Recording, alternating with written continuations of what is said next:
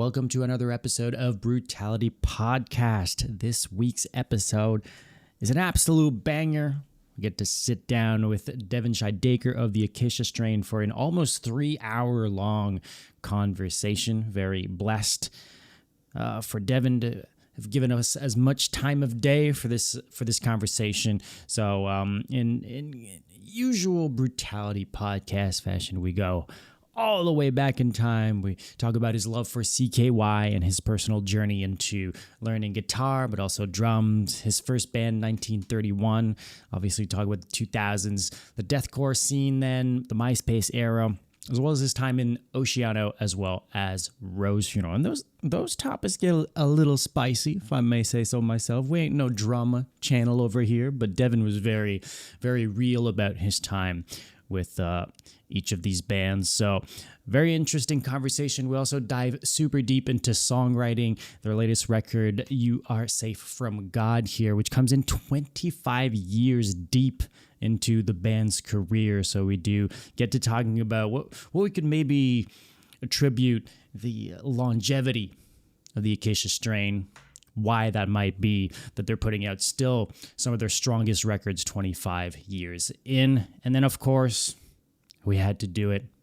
He weighs in on whether or not the Acacia Strain is a deathcore band. So all that to say, incredible conversation. Real quick before we hop in here, 2 things to plug. We do have a Patreon if you guys want to find a way to support the show, help this thing keep going. Patreon.com/Brutality Podcast. That is the best way to do so. Early access to episodes, ad-free episodes. Be the first to know about our upcoming guests. We also have member exclusive channels in the Discord server as well. We also have merchandise over at indiemerchstore.com. We have 2 t-shirt designs. You guys can head on over to the links in the description or just search up a Brutality Podcast over at indiemerchstore.com. And that's it. That's all I got to plug. Enjoy this conversation with Devin Shidaker of the Acacia Strain.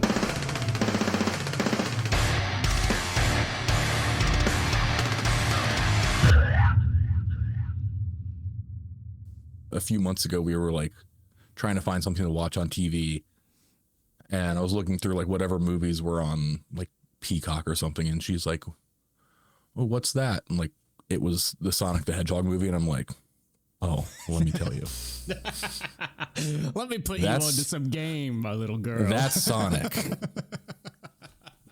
Confused as to how I know everyone's name as soon as they come up on screen, and I'm like, "That's Tails." What? How? She's just like, yeah, Dad, I just want to watch the fucking movie, man. Leave me alone. Yeah, and you know, my daughter is on the spectrum, and from what we've learned from just things from our doctors and everything's dealing with that, I'm like, it's very likely that I am too. Just 'cause a lot of the things they're like, oh, this is a sign that things she was doing. I'm like, but I did that, and I'm like, oh. And it's like Sonic the Hedgehog is just an autism magnet. It's like trains.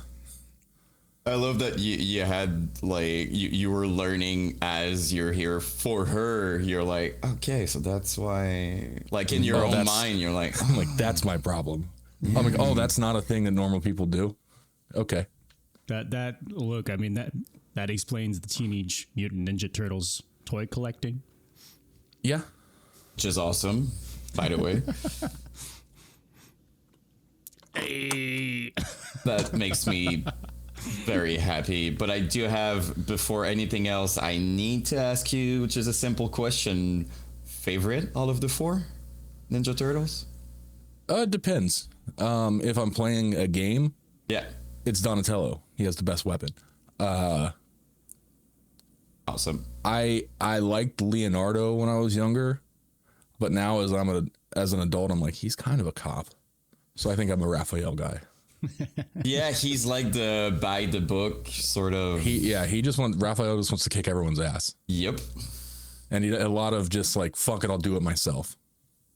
It sounds cheesy, but like if Raphael would be an element, he would be fire and Leo would be water. Clearly, like that's kind of how I see it. Like he's the let's punch everything, and there's the other one who's always like Leo. Oh, you cannot Yeah. that. And then there's just like the kid, Michelangelo, like just like the kid with the skateboard behind was just like, let's have fun, basically. Yeah. And unnecessary fact for the podcast, they originally all had red bandanas, and when they were going to make the action figures and the cartoon, I believe it was Playmates Toys who put out all the toys and everything. They were like, we should make these guys different colors so we can tell them apart.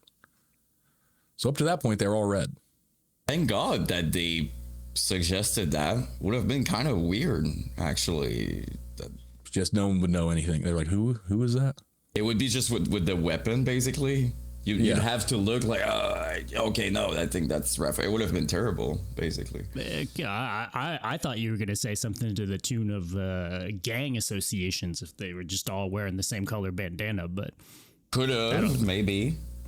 Probably save them some trouble nonetheless, regardless. Probably.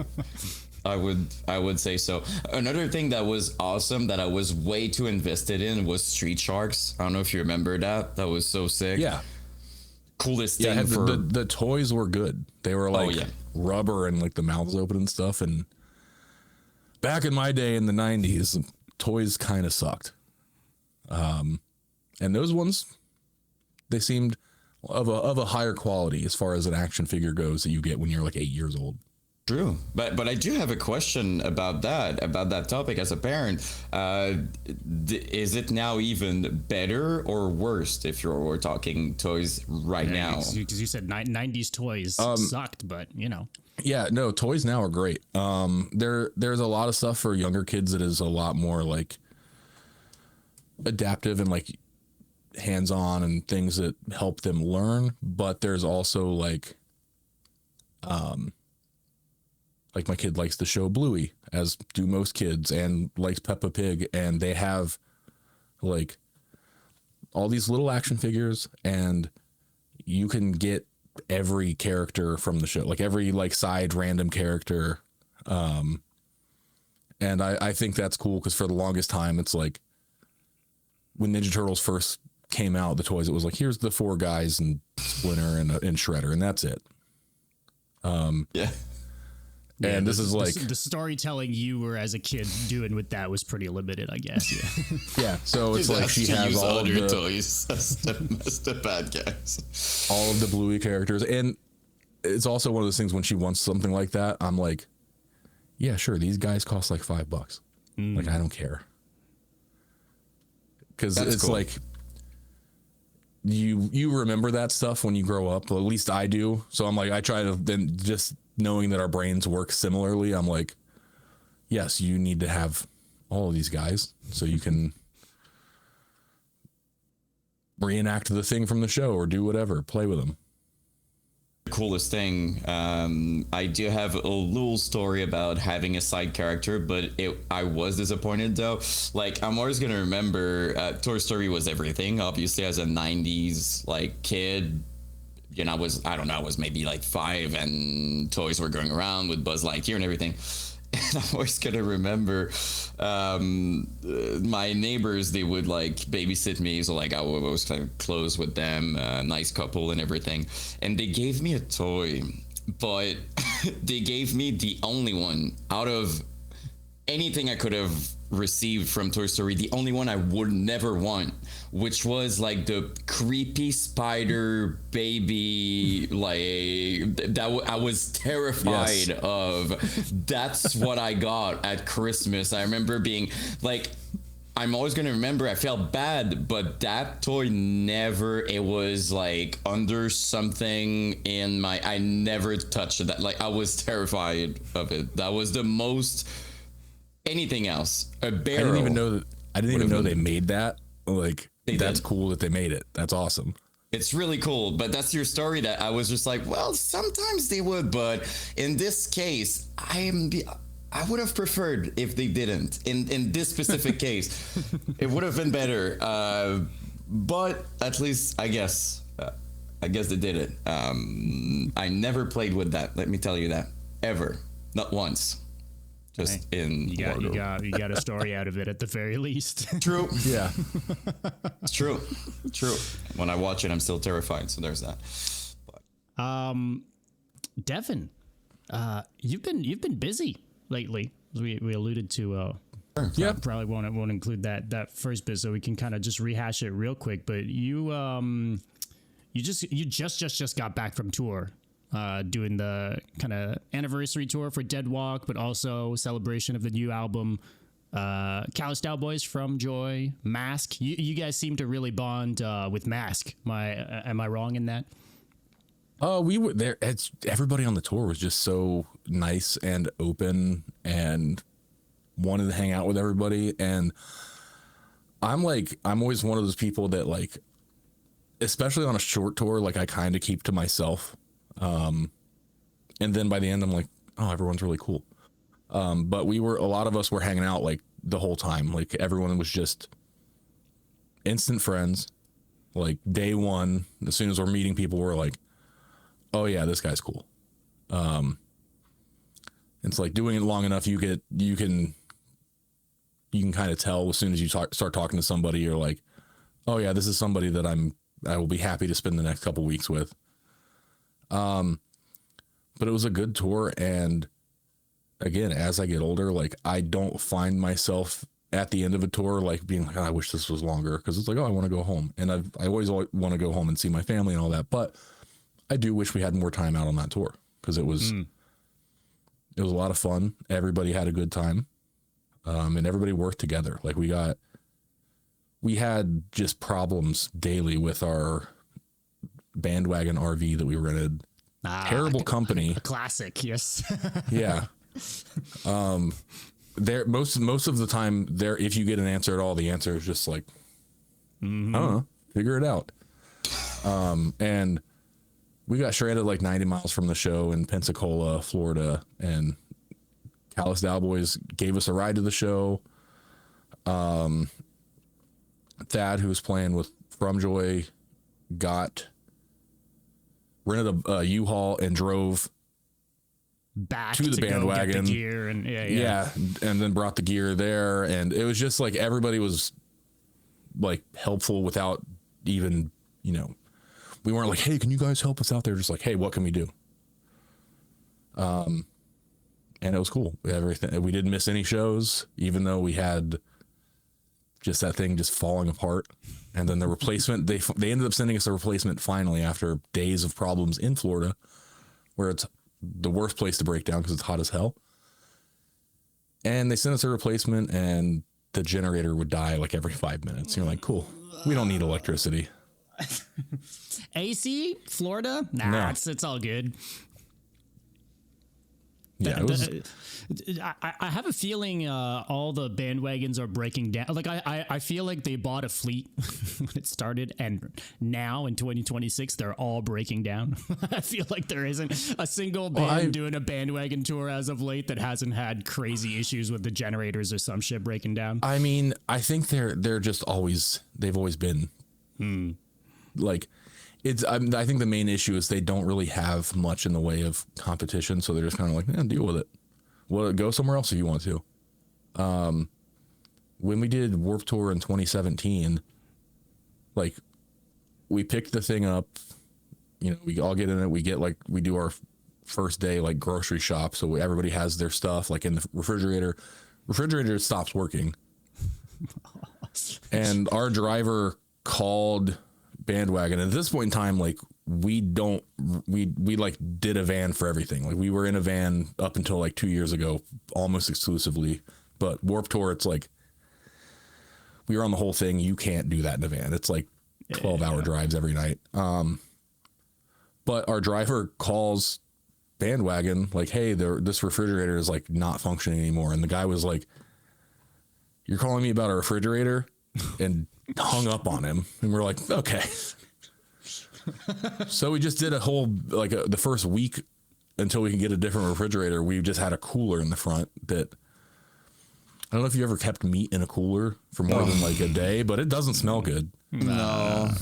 Well, No, and so, like- anything, to be fair, like I've, like God forbid, I've had the experience of leaving a banana in a cooler, and the bread, everything that was in the Oreo cookies, everything tasted like banana afterwards.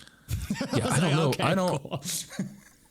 I don't know what the science is with coolers, and like something's happening in there when you put stuff in there that's just like, Yes. unless it's drinks, everything else is just like, it's, if you leave it in there for more than like an hour, it's gonna stink. Yep. And then you're opening the thing going, and like just closing it really quick after you grab what you want.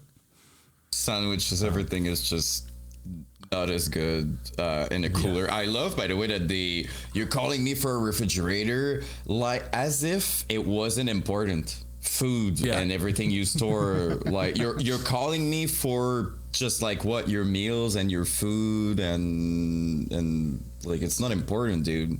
Call me when it explodes. It would have been like less of a big deal, I think, if we hadn't just bought a bunch of stuff. So it's like, hey, we have like hundreds of dollars in groceries that are gonna like go bad. Thanks. Yeah, stuff you love to see on day one of tour. Yeah. Yes. You're like, oh, this is off to a great start. Because Warped Tour isn't grueling enough as it is, you know? Yeah, it was definitely, that was an experience. That was, glad we got to do it. What was that the final Warped Tour 17? It was the year before. Okay.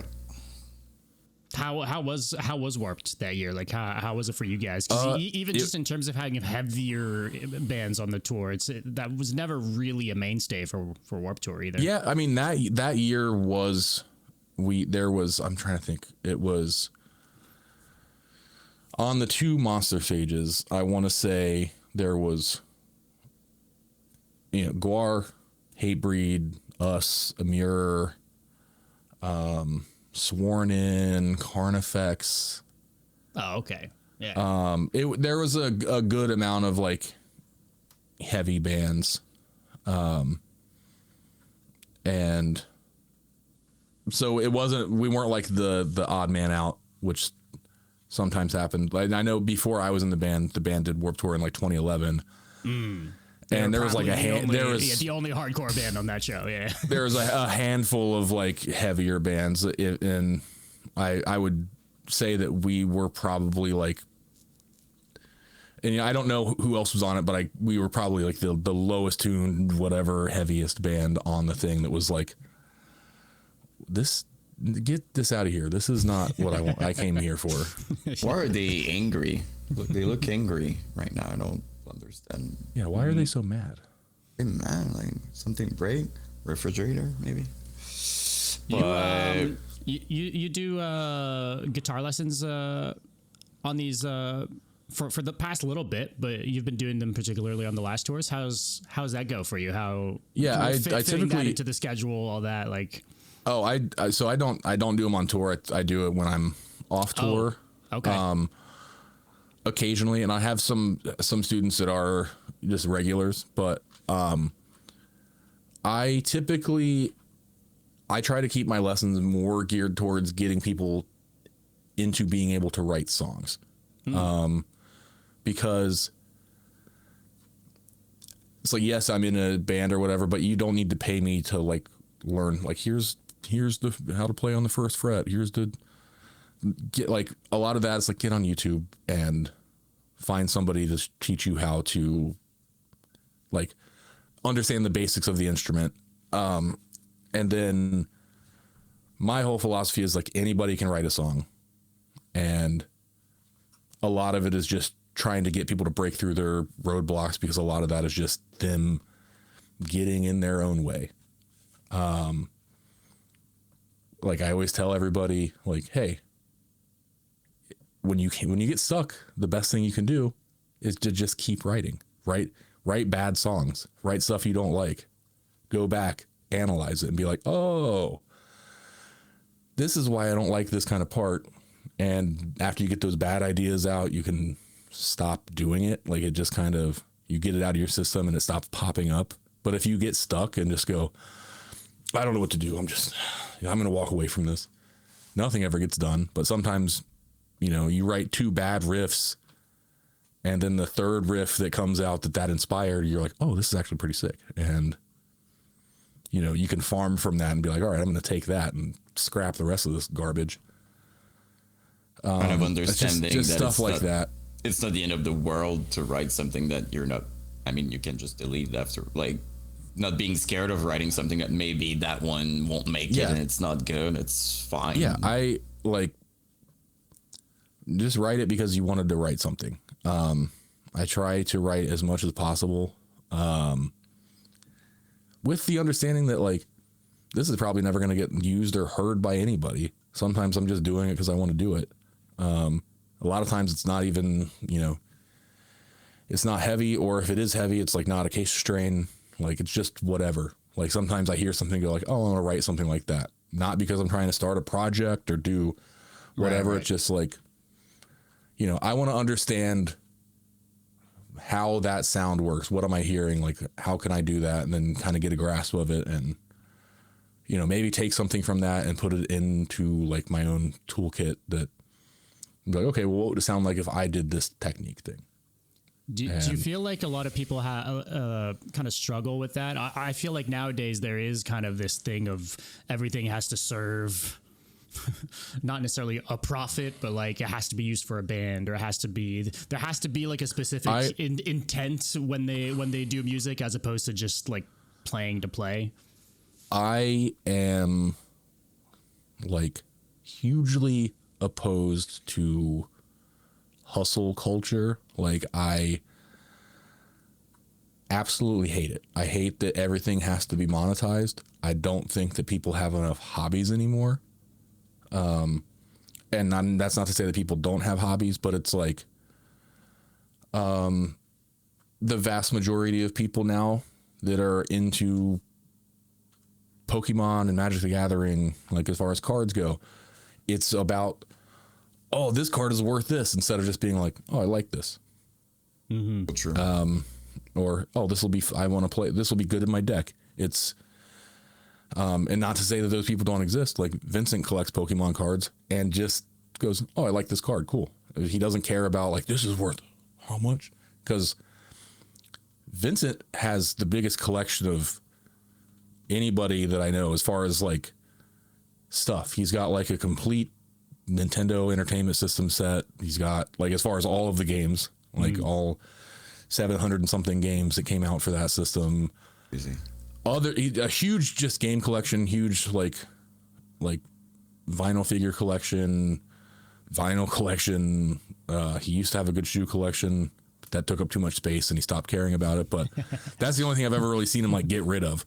Yeah. Other than that, it's like he just has stuff and because he likes it, not because he's like, ooh, this is going to be worth a fortune. Get in the stocks if you're like concerned about like something being an investment, and like let people enjoy the thing they enjoy because it's cool and fun. But yeah, beyond that, like when it comes to music, people are like, they're just trying to monetize everything, and not that like, I mean, making money is cool, but that can't be your like prime motivator with creating something. And a lot of people it is. Like a couple years ago, I bought my daughter like a little drum set, and I was like, well, I want drums again, because that's my first instrument. I was in band. I can read drum music, and I have a better understanding of that than I do guitar, but I'm better at guitar as far as playing goes and writing. But I wanted drums again, and I got them, and there was the understanding within myself was like, this is just because I want to play drums. It's fun. I'm not joining a band. I'm not, and if I wanted to, I could, like, just have fun. But I'm like, I'm not making a bunch of videos. I'm not making content and making it into a thing that becomes a chore, because that's what happens. Like, even though I think that like there's some content stuff that I think is really fun, once it becomes like an income source that people rely on, the fun eventually fades away and it becomes a chore. And I don't want that with like anything I'm doing. And that's part of the reason, like when I'm on tour, I post a lot more, like on my socials. When I'm home, I typically like, I'll post occasionally. I'll share a story or something if I just think something's funny. But I'm not one of these people that's like, oh, well, the algorithm and this is the perfect time. I have to post at this time. And oh, this stuff's trending, so let me do that. I'm like, I do not give a shit. I'm like, yes, I could absolutely sit and like start to really monetize my account and do branded content and do, you know, making stuff and putting out videos daily and all of that. But it's just like, I don't want to make the thing I care about a thing that I don't have fun doing. It's an interesting perspective also, because you do post big air quotes, but content, you know, online and short videos and stuff. And, you know, a lot of times it's kind of, from what I gather, you're a bit of a gearhead, you know, but it really seems outside looking in, without even having had this conversation, that is, you're not like editing this shit. It's just like, you're like, I want to talk about this cool thing. And like, that's it, right? There's no like ulterior motive to that. It's like, hey, I got a cool pedal. Look what it does. Or I'm changing my guitar strings right now. Here's something about whatever, you know, but I've always respected that about you. It doesn't feel like you're stumbling into, some scripted thing. You know? And sometimes like I will make stuff and like kind of have stuff a little bit more edited and polished or whatever, but that's just what I felt like doing at the time, and not like, I just avoid trying to make it a thing where it's like, all right, now we're going to do more of this. Like I did a short little series that was like a dumb idea I had, Dungeons and Doom riffs, where I was basically just rolling like, you know, D&D dice to like pick what I was going to do with writing a song. And it was more just like songwriting exercise. And I was like, oh, I'll make some videos. And then people were like, oh, when are we getting more of these? And I'm like, when I feel like doing it. Yeah. Because the second, like, it will start to suck, I promise you, if I just like, oh, I got to make another video. I don't feel like it right now. I can't do it. I have to want to do it. And it's unfortunately just the way I have to keep like my creativity available. Like if I burn it out, then it'll come time to like focus on Acacia Strain stuff, and I'm like, I don't want to fucking play guitar. Yeah. And that's not good. Do you find yourself on the other side as a viewer? Like, is that something when you connect to a creator, is that something you can kind of identify pretty quickly if the person is just like content, or if it's like passion? Is that, as a viewer, is it something you think about or you notice with the content you consume?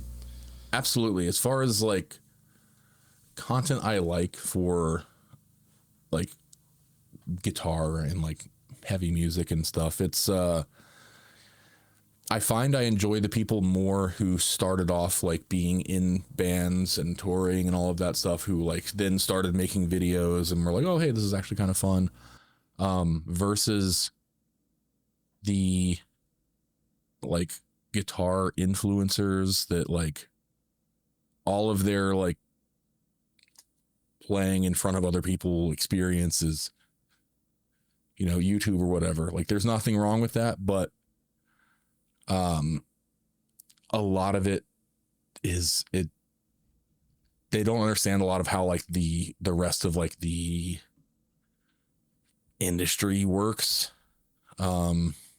And being, you know, like in addition to guitar lessons, I work for Balaguer Guitars. I run the artist relations program. Obviously I want to work with anybody, but there are some very select few, like just content people that like, they expect the world. And it's like, it's one thing if you're like a big creator and you're like, oh yeah, you're going to get a lot of eyes on this, but there'll be somebody who's like, they just got like 1,000 followers somewhere and they're like sending this big, huge email about like all this stuff that they want. And like, they'll like pester you over and over, and they want to, they want you to send them a bunch of free stuff. And I'm like, not going to happen. Mm-hmm.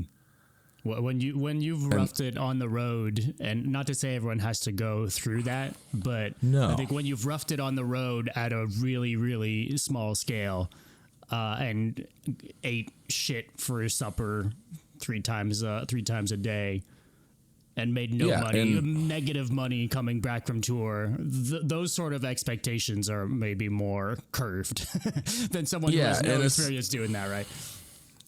And it's like, it's not to say that like they should feel bad or feel punished because they didn't go through that, but it's also like, understand that like not just us, but any guitar company or any instrument company, like they have to be able to have a return on investment, and they don't just have endless supply of things to be like, yeah, sure, here, take this. Cause it's like, if I give you that, that's one less thing that I can give to somebody else who like is actually going to play it in front of people. But it's always the occasional small delusional YouTuber that will do that. Most of them are fine. Choosing words carefully. Most of them are fine, but there'll be a couple of them that'll just be like, yeah, I haven't heard back on when am I I need this guitar. I'm like, you're not going to get that, man. I said no. It's kind of a big ask too. Like I'm not doing that. Like I don't send messages to people for guitars, but like you're asking for something pretty big. So that's the other thing. Like as you said, I understand if you have like, I don't know, like millions of people, it's like, I'm gonna, there are a lot of people are gonna what, and even then, like it's up to the person to be like, I don't care, dude. Like I don't want to do that. I should say also there are band people that do that too. One move, some, and again, it's always like newer, smaller like band members who like haven't. I don't want to say they haven't been like humbled, but like they just don't like understand how things go. And they're trying to get something, and then like, like, hey, I can give you like a discount. And they're like, oh, well, this brand's going to give me this. And I'm like, cool, take it. Yeah, and I'm like, also they'll pull that, and it's like, I know them, right? Like I know how their program works, and I know that you're lying to me, but I'll just be like, yeah, they're going to offer you what? That's crazy. Go. Yeah. Take that. Why are you talking to me, man? Yeah, it's crazy. And sometimes you'll get an email that's like greetings, and then brackets and say brand name. Like that wasn't filled out. Yeah. Yeah. That's awesome. That's amazing. Yeah, we've been getting some crazy. Of those for sure too. Yeah. You're like, get out of here. That's insane. But I don't know. I feel like, and I could be wrong, but I feel like authenticity and just being yourself. Like if you don't know and you're new to this, it's probably better. Like it would be cool to work together. I don't know what exactly, but I would love to do any sort of collab you'd be willing to do. That's such in my opinion, a better approach. It's coming from a place of just like, I like what you do. Is there anything at all we could do together? Absolutely. You can have way more results. You're going to be more inclined to be like, oh yeah, let's do something together. But even then, and we can kind of close this topic with this, like, I feel like also any company has the right to say yes or no to anyone, and it has to also be like a fit, and you have to, there's like way more than just even the follower count, even if you do have the numbers, right? It's all relationships, right? I think a lot of people are maybe just, people are quick to get entitled, I guess, or absolutely assume how things work, but that's just not reality, Yeah, and it really is relationship. Like I don't really care what somebody's numbers are. Like obviously, like when you have somebody that from like a very large artist or whatever, like you need to figure out a way to make it work. But there's small artists too that I'm like, this is somebody I believe in because I like their approach. I like their attitude. They're doing the right kind of stuff. And it's like, it's small now, but it's not going to be forever. And And I think I've been doing it long enough, not just the artist relations side, but on the band side of things, where it's like I can recognize when a small band is doing the right stuff, they're acting the right way, they have good heads on their shoulders. I'm like, oh, that band's going to get big. Yeah. And then they do. Yeah. Yeah. And the more you're in it, the more that becomes obvious. If you're going out on tour, especially with a band or whatever, like you can tell that right away. You'll be able to tell if a band's gonna blow the fuck up or not just by how they move. You know. We played with a local band once, and we were in Indianapolis, and this is probably 2013, 2014, and local band plays, and we're like, oh, this band is sick. And no offense to local bands, but sometimes it's like you're like, you just got ripped. The promoter just ripped you off and made you sell tickets for them. Mm-hmm. You aren't ready to play shows. But this band was good.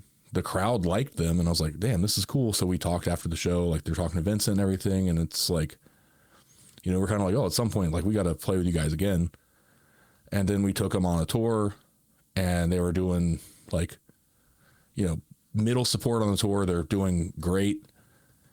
And at the end of the tour, it's like, hey, we're going to tour again at some point, but we will most likely be supporting you guys. I'm like, no. And that band was knocked loose. Yeah. Like, yep. They're now like carrying the flag for like the entire genre. They're on tour with Metallica right now. Crazy. That's psychotic. Insane. Nobody deserves it more.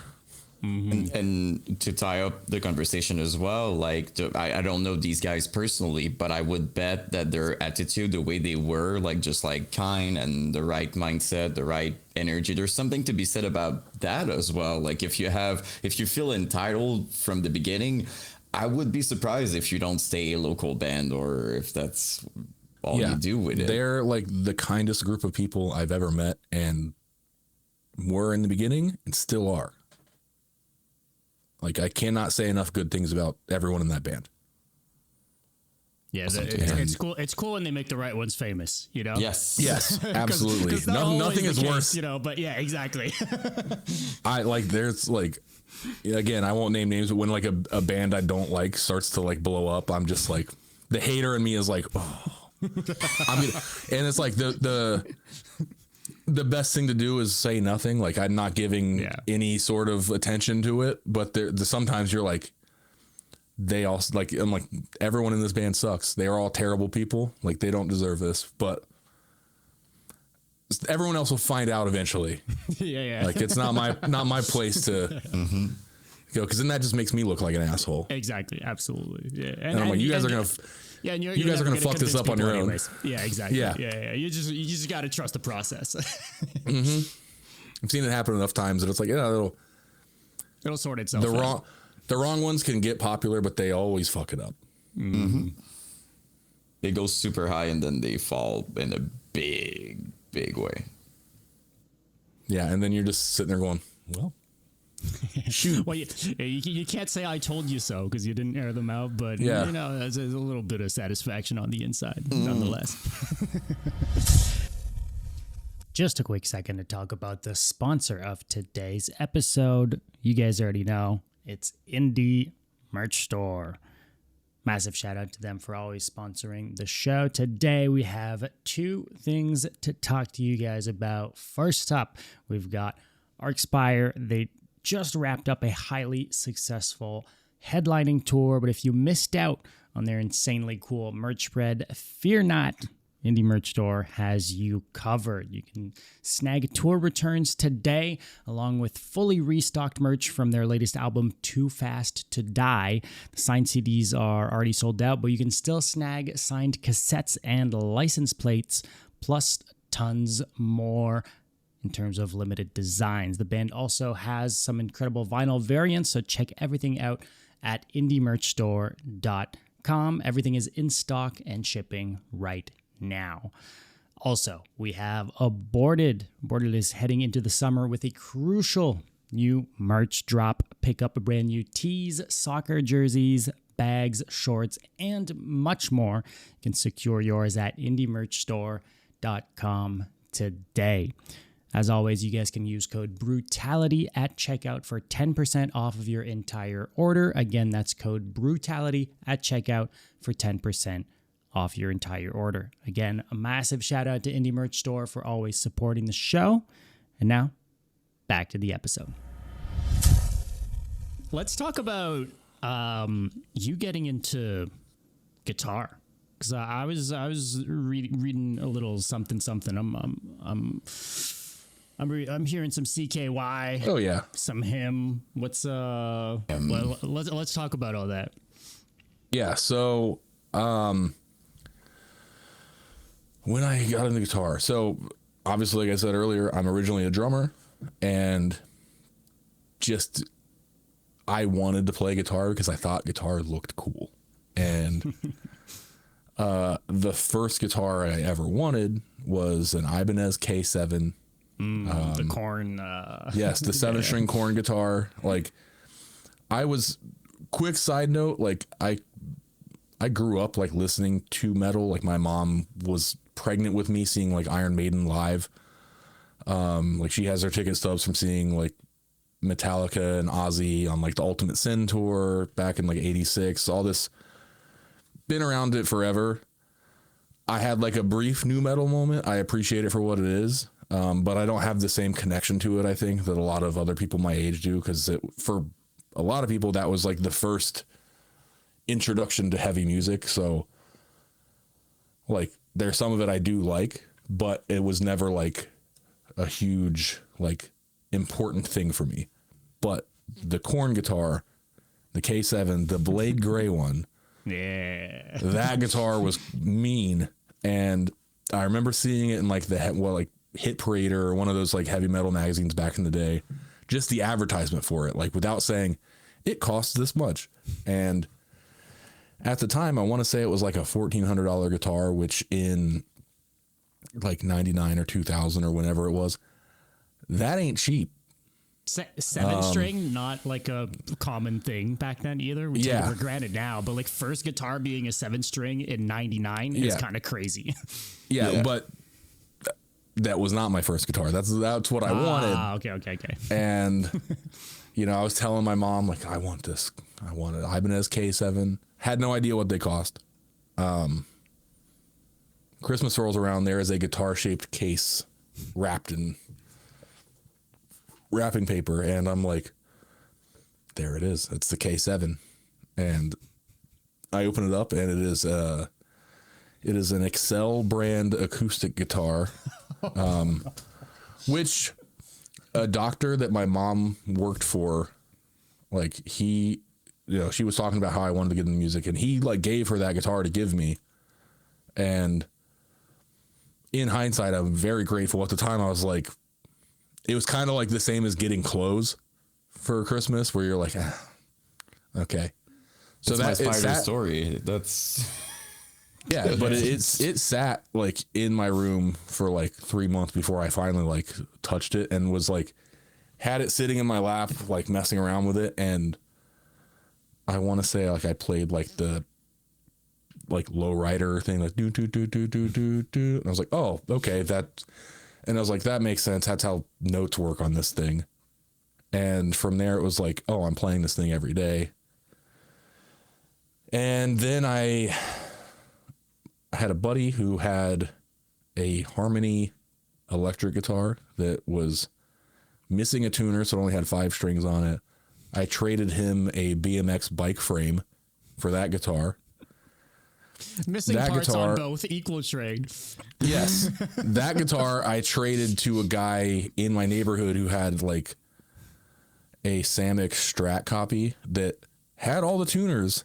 The electronics did not work. So I could at least play all of it. Traded it to him, and then I bought an Epiphone SG Special that was like $100. It had everything worked. It was a new guitar. I did a CKY guitar spin, and I'm in middle school at the time. I don't know about strap locks. It went flying. The neck shattered into like a million pieces.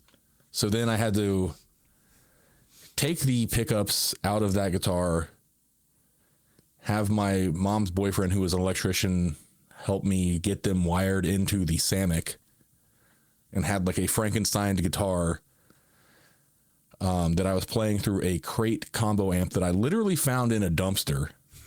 And I really wanted to play guitar. So it, in case that was obvious. Yeah. You know, got through there, but yeah, early influences like, Metallica, CKY, him, which him gets a lot of hate for being like corny or whatever. That much in America, back in the days, or even now? Even now, like there's, I think they're getting more love now. People are understanding like as corny as some of the lyrics are, because it's like, oh, what is this song going to be about? How about love or dying? One of the two, or both. Often both. Yeah. The guitar playing, like their guitar player, Lindy, is one of the best like rock guitar players out there. His lead phrasing is super tasteful. Everything is crazy good. His use of octave is great. Like they do a lot of stuff that nobody was doing at the time that got completely overlooked. And like going back, you're like, this is fucking heavy.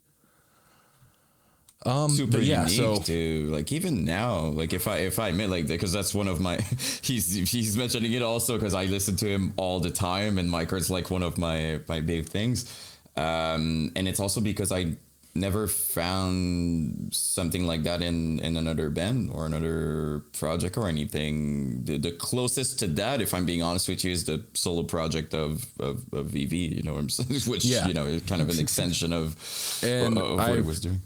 I was reading recently that they are talking about like getting back together. It's not off the table, from my understanding. I need. Because I never got to see them, and it's like I would go see VV, but it's also like I want to see Lindy playing those guitar parts. Different. It's still different. Yeah, it's like not quite the same. I don't want to see, you know, and I'm sure they're all great players, but in our camp, we typically refer to like random people in a band you don't know as scrubs. So we're like, oh, it's just some scrubs playing with him. And again, I'm sure they're not, but it's like, it's kind of like, you know, you have those bands where there's like a guy that like is always a fill-in for some band. It's like, that's a scrub. Respectfully. And respectfully. He's a scrub.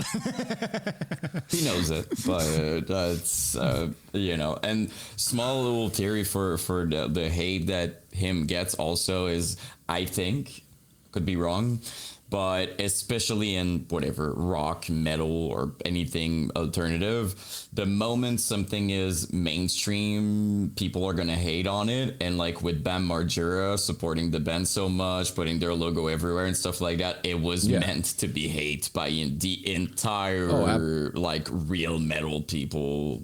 Absolutely. So that would be my theory as well, because the same thing happened with skateboarding, if I can be honest. Like I love Bam Margera, but he was so hated simply because super popular. People usually hate people that makes money in general, so that's kind of happened. It's like that's where I got into like CKY and all this stuff from the first CKY video, like pre-Jackass. Because me and my friends in middle school, as was the style at the time, we skateboarded. I was never very good at it, but I had fun, and which I thought was the most important part. And we'd always get skate videos. And one of my friends was like, you got to watch this thing I got. It's called CKY. And immediately was like hooked. So then it's like, we're watching that, like Jackass becomes a thing. And it's like, oh, that's the guy from CKY. And like, so it gets popular, but you're like, been watching it since it was like nobody knew what it was. So you're like, yeah, cool. Mm-hmm. And now even now, like seeing he's skating again. He's like, oh yeah, sober, and I'm like, this is great. His son, and it's like beautiful to see, honestly. Yeah, and we got to tour with like the more current iteration of CKY on that Warped Tour we did, and I watched him every day. And it's like now, like, Jess and I will message each other on like Instagram, and I'm like, there's always a little part of me that's like, this is fucking crazy. It is my life right now. Yeah. Yeah, I'm like, I saw you guys. I watched you guys play when I was a freshman in high school. Like, how are we like friends? This is weird, but whatever. Did you see the new Jackass movie? I haven't, and only because we don't really have like a good movie theater where I live. I'm in kind of the middle of nowhere. And the last time I went to the movie theater up here, I left in the middle of it because it was such a bad experience. Wait, That's not all bad does it have to be? Yeah. Okay, so I was in town, like I drove my wife to work and I was going to get her an oil change. And then like, I was like, oh yeah, I'll do that. And I'll hang out here and I'll watch a movie and I'll pick you up. And I was going to go see, Old, the M. Night movie. And, which I have a thing where I just kind of like, I hate all of his movies, but I want to see him because it's like, you hate watch them. Okay. Yeah, I'm like, oh, fucking piece of shit. But so this movie theater up here, all of the like inside the marquees for the rooms, they're all like just scraps of notebook paper with the movie written on them. And I'm like, what is going on? What is this? Instead of having like the official stuff they send, like with so like, and then the guy's like, nope, actually that's wrong. It's this one. So I go into the right theater. The seats are terrible. Like not like a modern movie theater where it's like, oh, this is super comfortable. I could fall asleep here. It reclines. Just like bad, just floor seating, just awful. Bus seat almost. Like. At some point during the movie, for like 10 minutes, the audio and the video are not only are they not syncing up, it's like it is playing audio from a different section of the movie. No. And the movie is so bad that I just assume it's like, oh, this is somebody's thoughts during this scene. So like everyone in the theater just watching it, just accepting that this is like, I guess this is what's happening. And finally somebody like went and grabbed somebody and they like had to like rewind the movie and go back to the right part and like line things up properly. And I'm like, what the fuck? And then it gets like another 20 minutes in and then like the movie like blue screens. It just stops. And like at that point I had to go and like we're sitting there for a couple minutes waiting for him to fix it and it just doesn't happen. So I get up and go to the counter and I'm like, yeah, the movie just stopped playing. And they're like, oh, what? And I'm just like, can I get a refund? And they're like, oh, think it was possible. Like, yeah, I didn't either. I didn't know that was a thing. I thought there was like a guy up there doing a projectionist job. Anyways, I asked for a refund and they're like, well, do you want to, we can give you a refund. He's like, do you want like any passes for, you can come back? And I'm like, I'm never coming back here. Like, this is ready to pay dog shit. so I don't come back. I'm ready to pay you. So and I'm like, I'm very much like, I will rarely ever ask for a refund. I'm very like, I don't like being that person who's like, I had a bad experience and I need to be compensated for it. But that was like such dog shit. I'm just like, I can't let you have money for what you're doing here. Can't allow it. It's not a bad experience. It's not even an experience. It's nothing. I'm like, it was like a matinee. Like, I don't care about the $6. It's more just, I don't want you to have it. Clearly it's not going towards making this place run smoothly. So yeah. So please tell me at least the food was fine. Like the popcorn and what you had was okay. At least. No. Come on. I didn't get anything. Because the look of the counter, I was like, I'm not getting anything here. It's a good move. You might have get food poisoning. You probably evaded some future trouble. The movie theater close to where I'm at, it closed down not too long ago, and for similar reasons, I am not surprised whatsoever. Same kind of deal. They haven't renovated it since. It looks like you're walking into that Stranger Things mall, but dilapidated. Like it's just, like, and then we sit down and we're watching the movie, and the projection like screen, like it's visibly had like holes that they patched up, and you see the streaks of paint over the spots. So you're watching the movie and all you can fucking focus on, maybe I've got a bit of autism too, but the only thing I could fucking focus on was that patch of paint job that was like seeping through the actual movie. I feel that, but at least I could make it through the movie and actually understand what was going on. The blue screen is crazy. Blue screen and desynced audio Insane. is crazy work. Insane. Yeah. And so there is a movie theater like 2 blocks from my house. And at the end of like 2021, we had, or maybe it was 22, I don't remember. We had like a pretty gnarly earthquake in the middle of the night, and it threw like the big front window off of my house. Like it. Oh shit. Okay. Messed a bunch of shit up. Apparently it did so much damage to like the sprinkler system in the movie theater. Like it was spraying water for like days and everything got moldy. It's been closed the whole time. And like the owner doesn't like, back. It's like the guy that owns it is like, he owns several theaters like throughout the state. And he's like, he doesn't care to put into it, but he also isn't going to give the building away. So like people in town have been like raising money like to try to buy it from him to like fix it. And I'm like, this. Well, I mean, the fix would have only came from insurance money. Like, it's cool if you buy the building. That's going to be crazy to repair. That'll just be more money. Like, you're not done at just buying the building, So that's right. That's it's just like insane. It's a cool like old theater that's like right on like Main Street and has like the big like old like and it's just empty. For me, I don't have like the same amount of stories, but the only reason why I don't go to the theater here is that like I'm French Canadian and all the movies are in French, and I cannot watch for the life of me. I'm not watching a movie in French. I swear to God, I was about to play. I didn't notice I bought a game recently. I had to rebuy my. I think it was Halo, DST, whatever game that I like, and it was in French. I didn't even play it. I took the disc, and I'm like, nah. Getting back, I'm like, do you have an English copy? No, I didn't even try.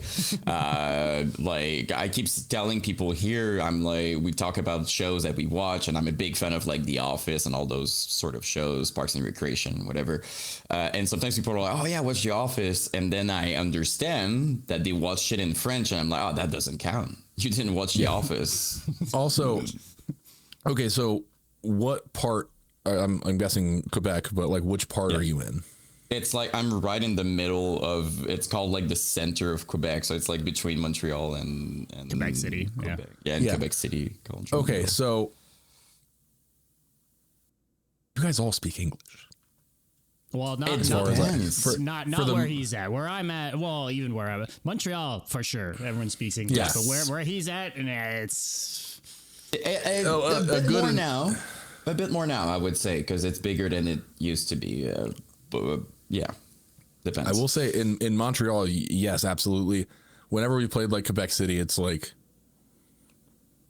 not so much. But I feel like there's a lot of people that are just like they refuse. They know you're American, and they're like, you can go to hell. That's Quebec City for you, and that's most of Quebec in general. But Montreal, I mean, the reality is that half the city's like is Anglophone. Like it is an Some people English are still speaker. pissed, but there's nothing you can do about it. So No, but it's just the further Also- out from Montreal that you go, the less it's like. Because here it's a cultural hub. Here, it's super eclectic and just the walks of life and the types of people. Entertainment industry is fucking huge here, so it's a lot of people that come from elsewhere that live here. So it's a bit of a hodgepodge of different things. But the further out you go, it's like they like their local radio station and they don't know anything else. So. Almost. The moment you hear, I would get looks sometimes because I'm French Canadian, but I mean, like most of the messages I say, I speak more in English of something now. So sometimes I'm on the phone and I can tell that people are looking at me like, and then they hear me speaking in French and they're like, oh, okay. Yeah. It's not the face tats anymore. It's the English. No. Is he the enemy? Oh, he's speaking. Okay. Like He's fine. He's on our side. Yeah. Double agent. It's okay. Can you talk to us a little bit about your first show with the punk band, the Battle of Bands at a comic book shop? Yeah, we played my old band, which was for whatever reason called the Blue Collar Heroes. None of us had.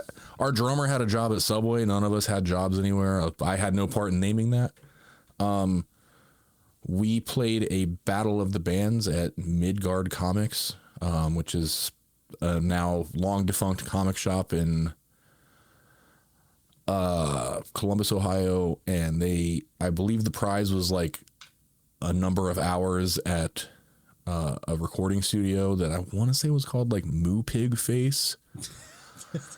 Okay. And the whole thing was like bands would do these battles of the bands and like bands would win recording time and they would never actually get it.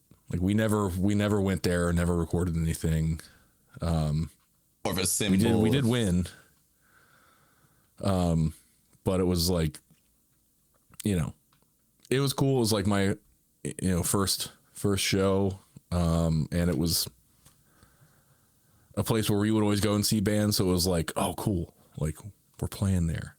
Yeah. That's what I was going to ask if that's like the kind of place you frequented show wise or not, like, just cause you're into that sort of stuff too. So it was on the other side of town. Like we would go there when stuff was going on, but it was like, for the most part, like local stuff or like a small like regional touring band at the time would go through. But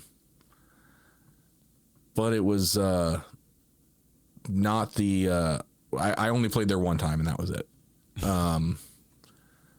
The band I was in, like the other bands they were in before that, like they played there all the time.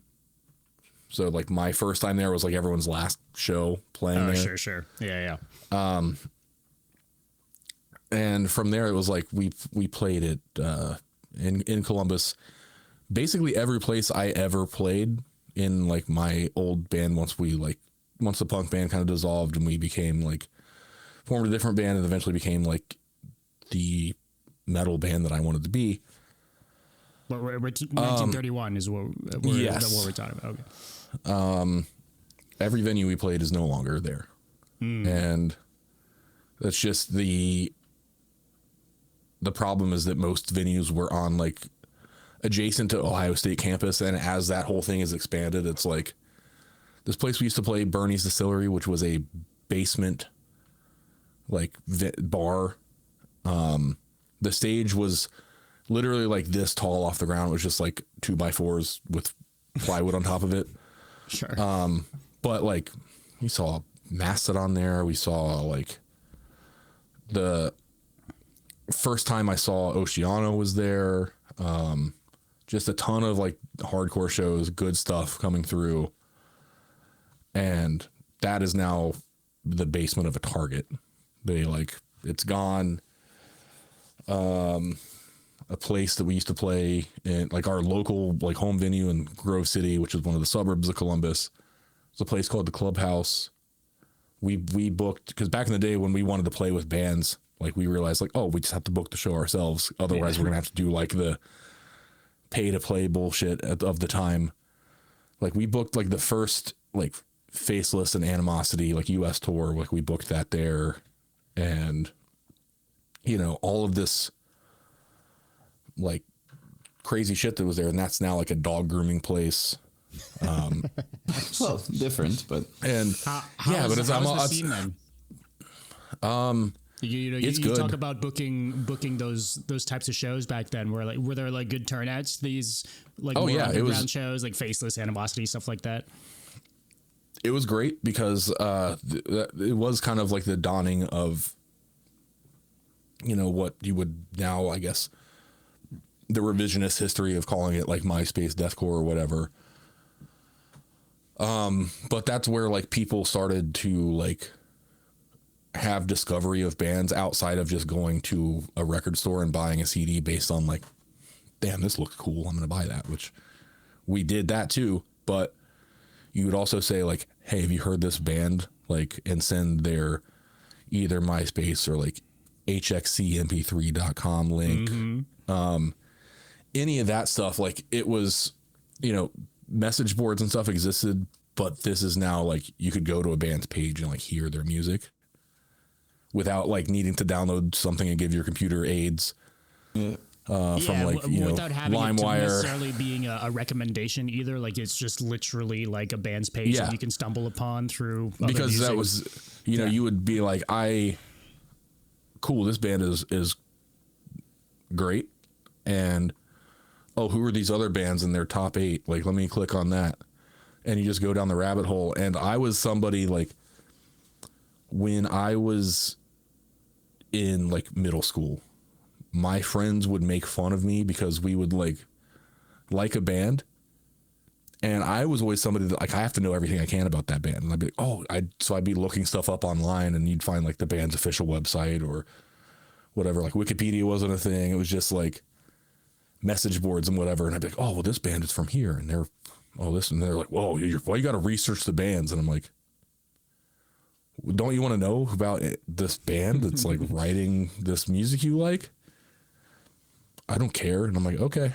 But that was just how my brain worked back then. So now it was like, oh, cool. These are the bands that this band I like. They like these bands. So let me check them out. And it was kind of the same thing as like looking in the thank you section when you got a CD and be like, oh, thank these bands. Let me look that band up.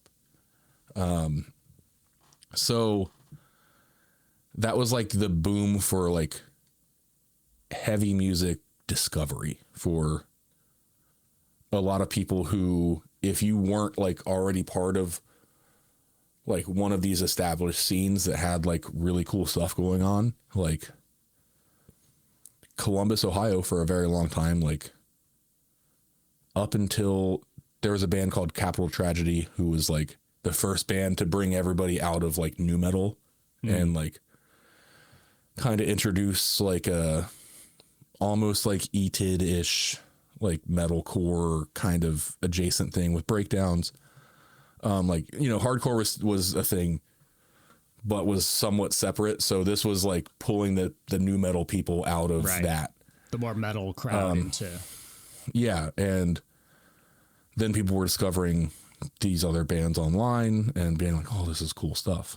And it grew, and it's now like the scene there is still very strong. There's a lot of cool bands. There's a lot of cool venues. My good friend Knox, who's done sound for us before on a couple tours.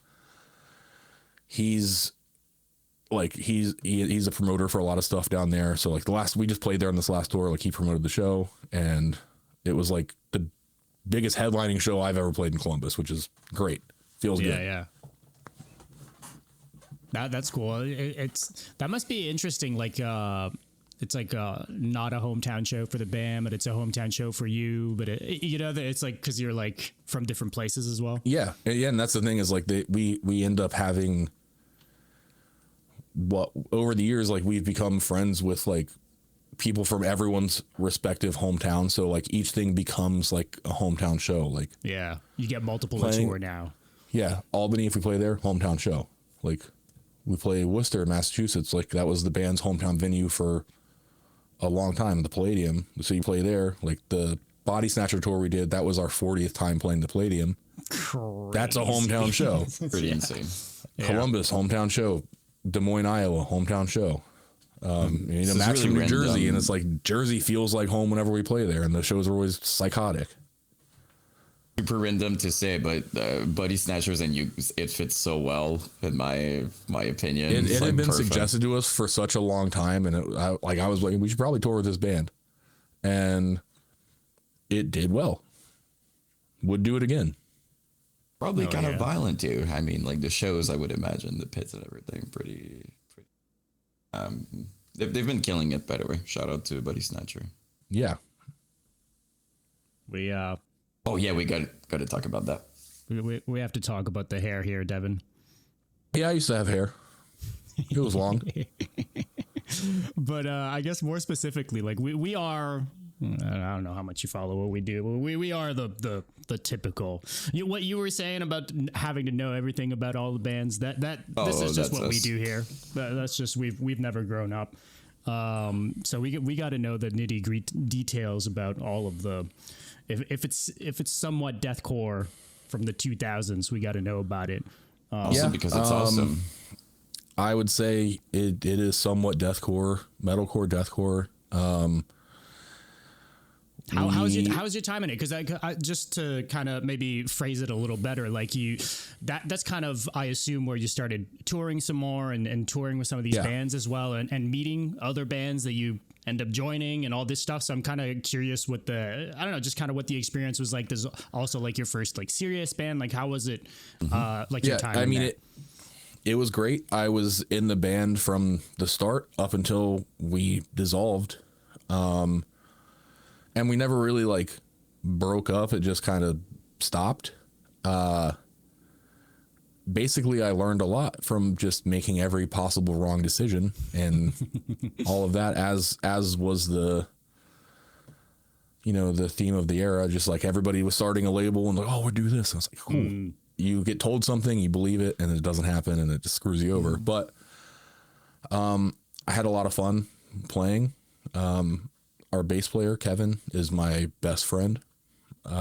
He was for a very long time Acacia Strain's merch guy, and he drove us on Warped Tour. We just hung out with him the last time we played Columbus.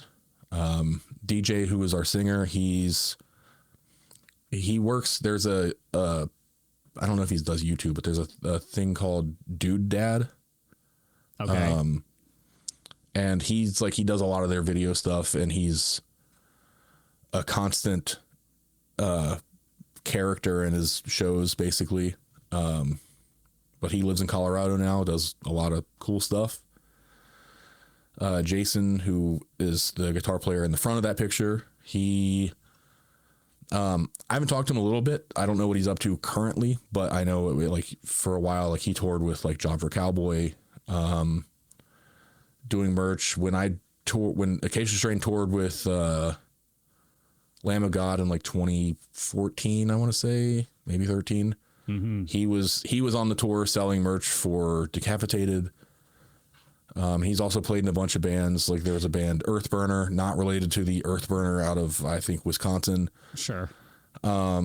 That must have been cool. Sorry, sidebar, but like you're doing that Lamb of God tour, which one of your first tours, I assume, also with the band. Pretty early Lamb on. of God, and then Crazy. your good homie that you've played music with is coincidentally on the tour for other reasons. That must have been fucking cool. Yeah, it's awesome. Like everybody is still like playing music or still doing things. And it's just good to, like, we have good memories of it. Like there, obviously every band, especially like younger bands where you're trying to make things happen, like bad stuff happens. We had a ton of members too, like over the years. Like that was essentially the core lineup, with our drummer Chaz, who was like on our, like the good recordings we had. Like he was good. Like he had to leave the band because he was like failing out of school, and he's like, I got to focus on college, and then eventually dropped out. And we were like, what the hell, man? But yeah, people leaving just because at that age, like you're deciding like, hey, do you want to keep doing this, or do you need to like get your shit together and like go to school, or doubts and comparison with other kids your age, right? Like it's and I'm just like, do you want to make money or no? Is also the equation. Yeah, and we did a bunch of tours and had fun, made a lot of friends, and like at the very end, basically we were like, we have to like go all in on this, and it's either going to work or it isn't. We can't like half-ass it. And we made the poor decision of like, we'll do a winter tour. We'll go for 2 months in the winter straight touring, because there won't be as many other tours happening. So we won't be competing in every city with like a better show. Sure. You found out why. Yeah. And it was just sucked. And there were some really good shows, but there were a lot of fucking really bad shows. And at the end of that was like, Kevin was gonna quit. He's like, I gotta like kind of get my life in order. And I'm just like, if Kevin's not doing it, I'm not doing it. Cause like him and I were in it basically from the beginning. Like I was originally the bass player and I moved to guitar. And as soon as we did that, like I brought Kevin in. And I was like, oh, if he's quitting, like I'm not finding other members again.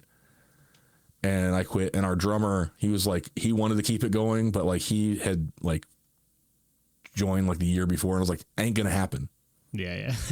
I was like, if I'm leaving, it's. I was like, I'm leaving. It's done. Yeah. Do you have any like I don't know, particular, like I'm always curious like recording stories from back then, because the gear was so different, like studio experience, it was such a different thing than what we're used to now. Yeah. Especially like being young and it's the first shit, like anything that sticks out from that time. Yeah, well, the first thing is, in the mid 2000s, you could thankfully get away with having bad recordings.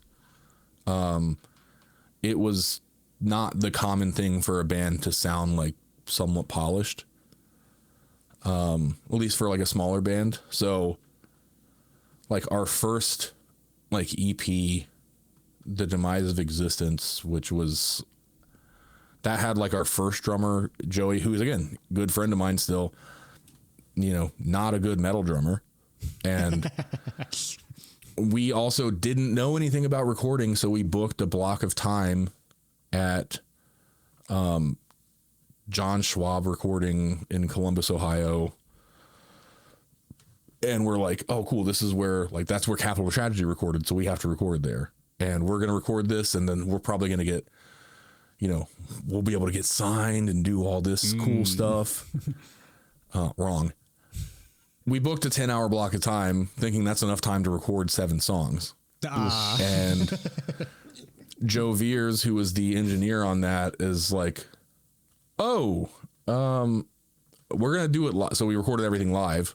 And like did like overdubs of like vocals and shit, but it's rough, but it passed for the time. And then we recorded at Paper Tiger Studios with Bobby Leonard. And that was the 4-song EP demo, whatever, 2007 demo, which I want to say we recorded in like December of 2006, but that shit rips. By the sidebar. That's the best thing we recorded. Fucking sick, dude. Because that was Chaz. We had a good drummer. Like, yeah, it's way faster. Like, it's more like yeah. But it's tight, and he did all the drum parts in like one take. Like he's a really good drummer. And everything else, like there's little mistakes on guitar that I hear listening back, but I'm like, again, we recorded all of that in like a day, and oh, the 10-hour session wasn't enough of a confirmation. Yeah, for well, except this time, this time we were like, yeah, this time it wasn't like it was price per song. It just we got done. Oh, like sure, okay. We actually practiced a lot, and we were like, cool, get them done. And yeah, from there, after Chaz left, like we had a couple drummers, and then eventually had like my friend Cody was playing drums for us. And again, at the time, and he would admit this too, like he was too busy of a drummer. He was trying to do too much stuff, and it made him not as clean. And it's just, we never really recovered from Chaz leaving. We were just trying to play catch up. But that, like, I think had that core lineup stayed together, I can't say we would have been like huge or anything, but we could have moved on and been like a thing that people would have, oh yeah, I'll go see that. Cause objectively that 4-song demo is good. No, it's dope. It's dope to go back to, like, and I think even the studio quality, like it hits that weird in between where like it's not a super polished thing, like it's raw but not dog shit. Yeah.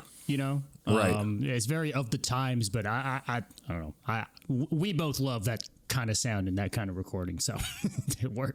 No, I mean, I clicked on it, and the only thing that happened with me was like, I wish I had heard that back then, because it was exactly what honestly everything I love and still love, if I'm honest.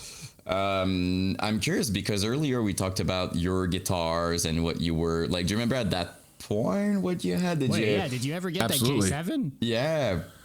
So So here's the thing. In 1931, I had when we started, I had a Parker P40, which was like the import model of like a Parker guitar that Darren Miller had one. I was like, I got to get one of those. And like, that was a birthday gift. Like there was a store that had a used one. My mom got it and it was like killer. Once again, broke it with a guitar spin. Didn't learn. And they didn't learn. That time it had strap locks, but the strap broke. You were meant to break guitars, basically. Yeah. That's so after that, I was like, okay, I'm gonna go and I'm gonna buy an LTD EC1000. I hadn't played one, just seen them in Musician's Friend, and I'm like, that was the metalcore guitar. Everybody had one, the red quilt top with all the abalone inlays and stuff. Go to Sam Ash Music, where I eventually ended up working.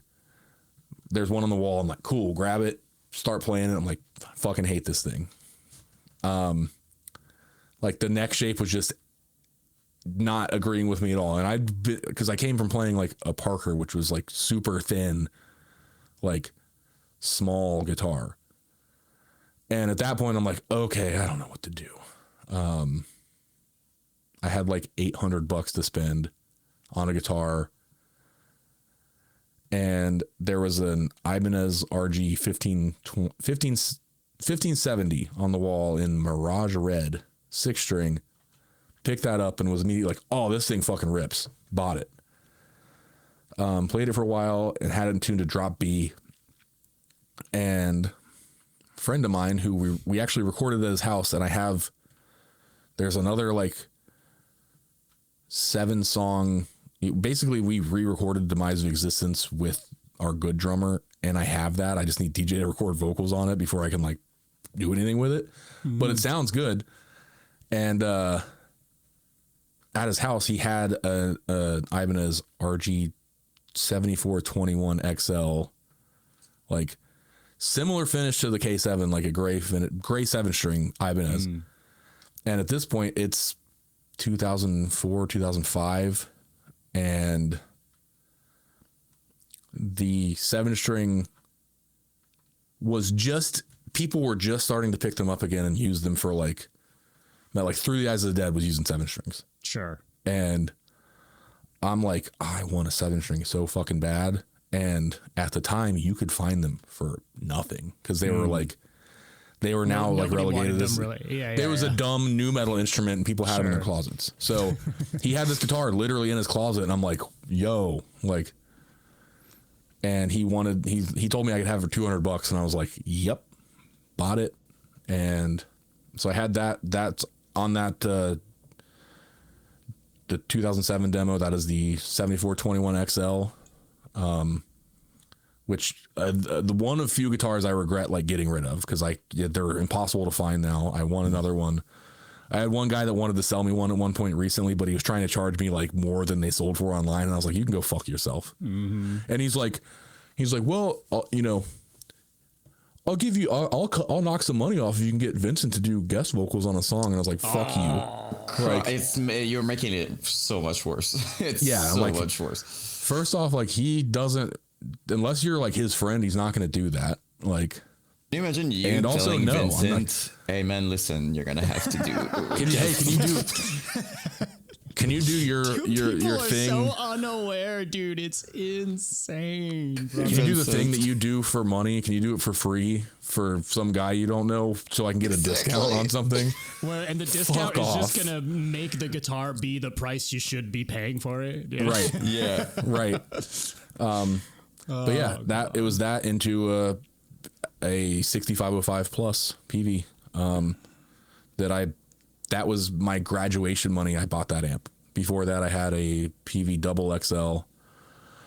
A lot of my friends, like the graduation money they put towards a car or towards like whatever stuff. And I was like buying an amp, and I went on my first real tour 3 days after graduation. And the 5150, 6505, those amps are just untouchable. It still are. Yeah, it's the defining. Yeah.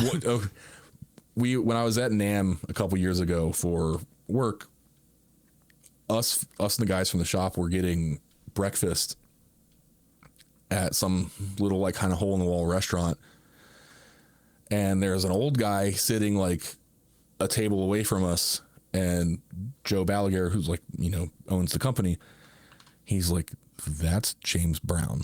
Who, not the singer James Brown, but James Brown, who invented the 5150. And I don't think I've ever been more starstruck in my life, just because I'm like, you changed my fucking life. You defined everything I'm doing is based on that amp. Crazy. And it's we always use all kinds of different stuff on records, but there's always a 5150 in there. Yeah. You were an XFX guy for a minute. Yeah. Yeah. I love the pause. Just Were you modeling a 5150? What was the? Yes. Okay.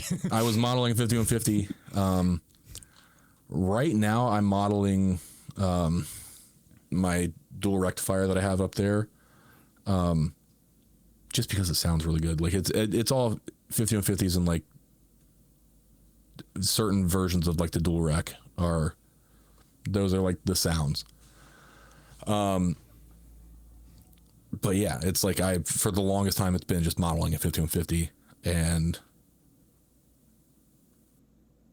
I want to get another 5152 at some point, because it's just, they sound a little better, and it's I don't think that there's a better heavy guitar amp than that.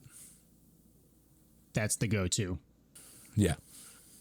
What at the correct me if I'm wrong, but from what I understand, the 1931 kind of fizzling off was kind of ultimately what led you to playing in Oceano, right? Through meeting them kind of through that? No, not even. So I Oceano and 1931 did a weekend of shows together, and we met then and didn't really talk much after that. And in 2007, I did a fill-in tour for Rose Funeral. It was a 2-month full US thing. And we stayed friends, but the whole lineup changed basically besides Ryan.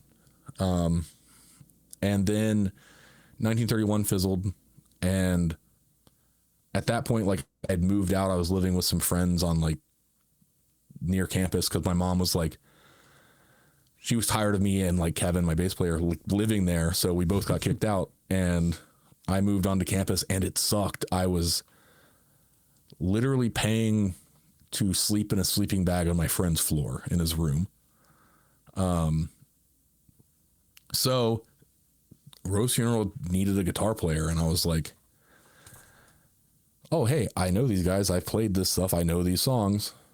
So I was like, hey, do you still need somebody? I have a trailer. And they were like, yes.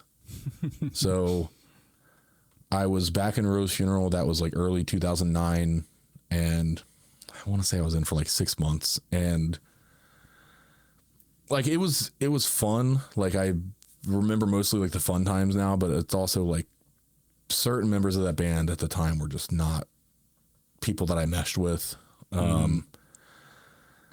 like we, they had a scumbag merch guy, and we would play somewhere, or we would stay at somebody's house as you did back then.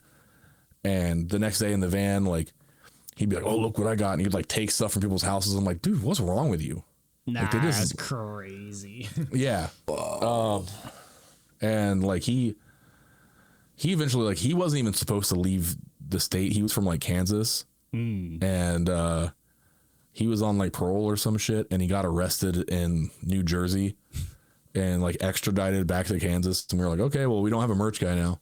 Good guy. And it all like came to a head. The last show I played, we were at Champs in New Jersey. Yeah.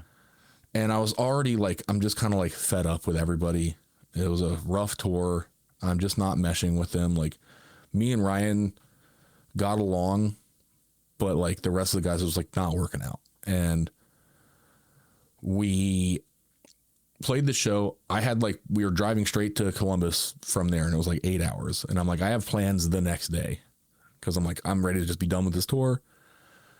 Into the show, the guys in the band that drink are like staying at the bar, and they're like getting hammered. And I'm like, can we fucking leave? Why are we sitting here? Well, Finally, we leave. I understand you and Ryan getting along a little better also, because also Edge, right? Yeah. And we didn't get along for a really long time after being in the band, but we're fine. I buried the hatchet. I just too old to have enemies. And he was never really the problem. But anyways, Dusty, who was the drummer, who I've also buried the hatchet with him. I saw him at the last NAMM show, and seems to have gotten his stuff together. But at this show, he got very drunk. We finally leave, and like an hour into the drive, he like puked all over the back of the van, like behind the back bench seat.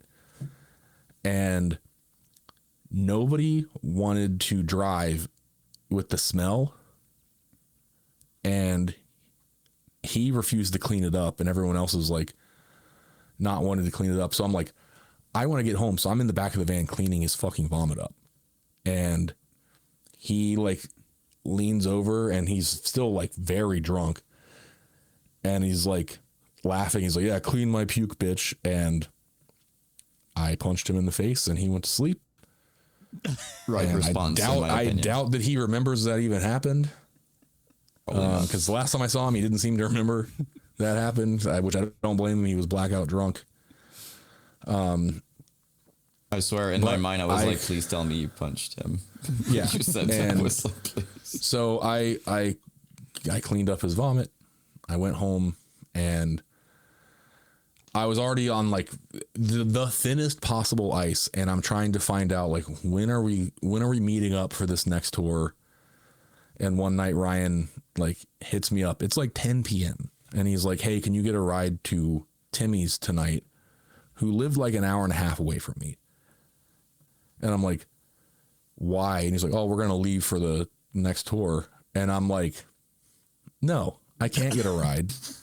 Like, I can't get a ride at 10 p.m., an hour and a half away with no notice. And I was like, "You guys have fun on the tour, and, whatever." Well, like, you'll your separate ways. Yeah. I was like, "You can use my trailer. I'm not going to fuck you guys over, but I'm done with this." And, yeah, they did the tour, and that was the infamous Nile tour where the Uno thing happened. Okay. Where I had to like, fun. Yeah.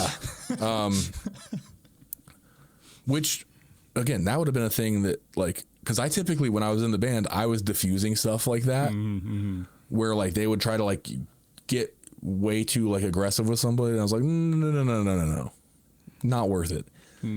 So had I been there, that situation likely wouldn't have happened because I was a voice of reason. But whatever had happened, they beat some kid up for playing Uno in front of the stage, which is kind of a stupid thing to do, like on both ends. kind of funny, but also like not a good look at the time. Some And, things yeah, they never just- change. Yeah, that's all I'll say about situations like that. Some had things a- never change.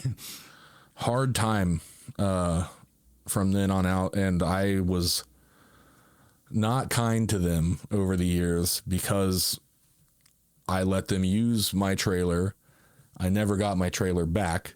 I was told that it fell apart in Texas and they had to like get a different trailer, and like they So left it sold there. that trailer or they left that with a guy. We did a tour a couple years ago, and when we were playing in Texas, Frost Coffin was on the shows, and they had my trailer. Oh my god. I was like, I'm looking at it, and I'm like, that's my trailer. Dude, and I'm like, I don't care. The amount of that's like the craziest coincidence that you would even cross paths with it ever It's again. crazy. Yeah. It's like a movie far down the thing. line too. That's crazy. Yeah, it was. I mean, it was funny because I'm like, where did you get this? And he's like, I got it from like, I bought it off Isaac from Kubla Khan. And I'm like, okay, it's done the So rounds. You got to it's- trace yeah, it back. Yeah. yeah. And I was told it fell apart, and it's like maybe it like there was a problem with it, and they just left it somewhere and it got fixed. But it was like that trailer. Hey, it's still going.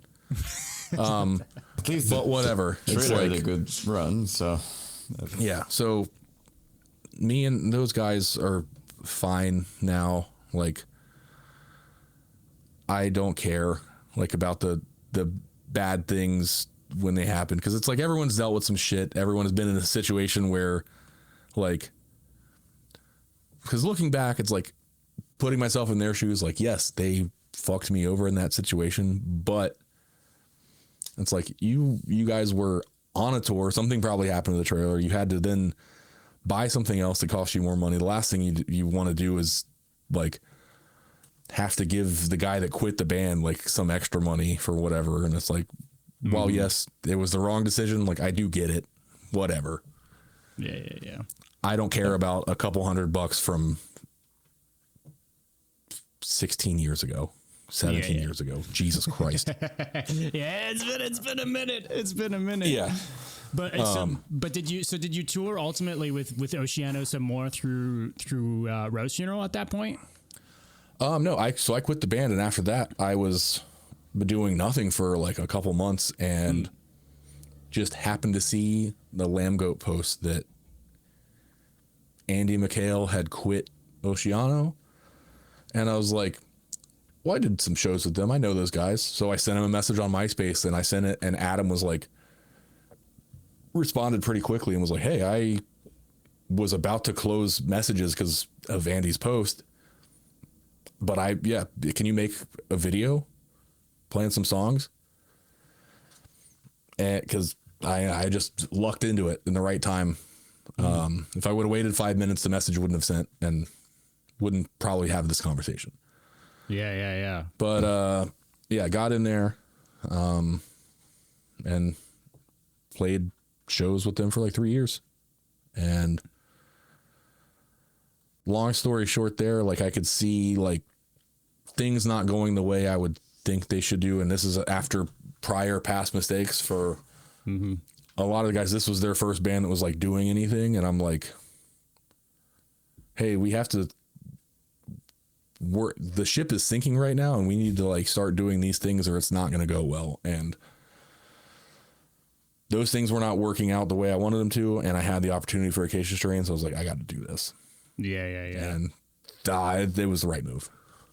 Well, yeah, for sure. Do you mind if we kind of touch on a couple things from that absolutely. time in Oceano? Because I mean, you did some writing on Contagion, right? Yes. So I'm kind of curious, I guess, coming in and filling the shoes, even to this day, everybody talks about depths and depths only, right? And Yeah. I don't know the reality back then. I certainly remember even, listening to Contagion and feeling it was a little different, being not too sure about it. Not even specific. It was even the vocals. It was just a combination of things. In retrospect, you go back and listen to the record, and I'm like, what the fuck was I thinking? This shit rips. But Even ahead of its time, I would say, exactly. personally. So I'm curious, like, your relationship maybe with Contagion and like the shoes you had to fill and what the reception was and kind of all that. Yeah. So my philosophy with joining Oceano and with joining the Acacia Strain was like, with Oceano, like I didn't listen to Oceano before joining the band. Like I had played some shows with them, but like I wasn't really familiar with Depths. And so coming in, I'm just like, this is what I understand about the band. And this is the kind of stuff that I want to write. If this message meshes with you guys, cool. And it's just been kind of like, I don't try to think of ever like filling somebody's shoes or being like, oh, well, this is what they would have done. It's like, no, this is what I'm doing. And I'm having confidence in the stuff that I'm writing and, being able to ask myself like, okay, if I didn't write this, would I listen to it? And if I can answer yes to that, then it's like, okay, well, I'm comfortable putting this out. And I'm comfortable with what we did on Contagion at the time.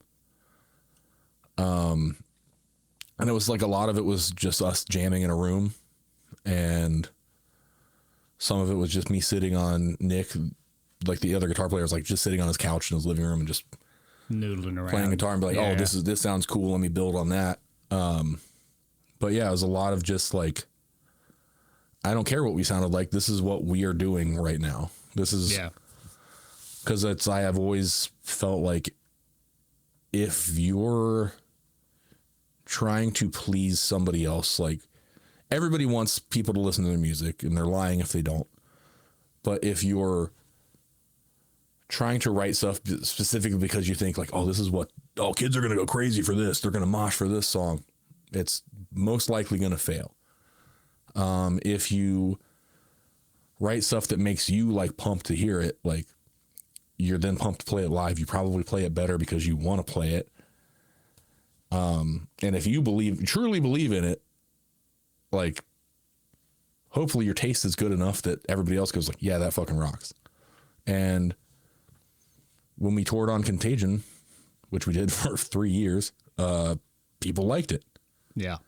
When we just did like the final, like the farewell show, and Adam asked and I was like, I will do it if it's this lineup and this lineup only. And we're only playing Depths and Contagion. Like, yeah, the songs that you guys were playing at that time. Yeah. It's like, I'm not learning any new songs. Cause I also have like the next weekend was Acacia Strain's like holiday shows where he played 2 different hour-and-a-half long sets. So I'm like, I'm not learning any, I will relearn some songs.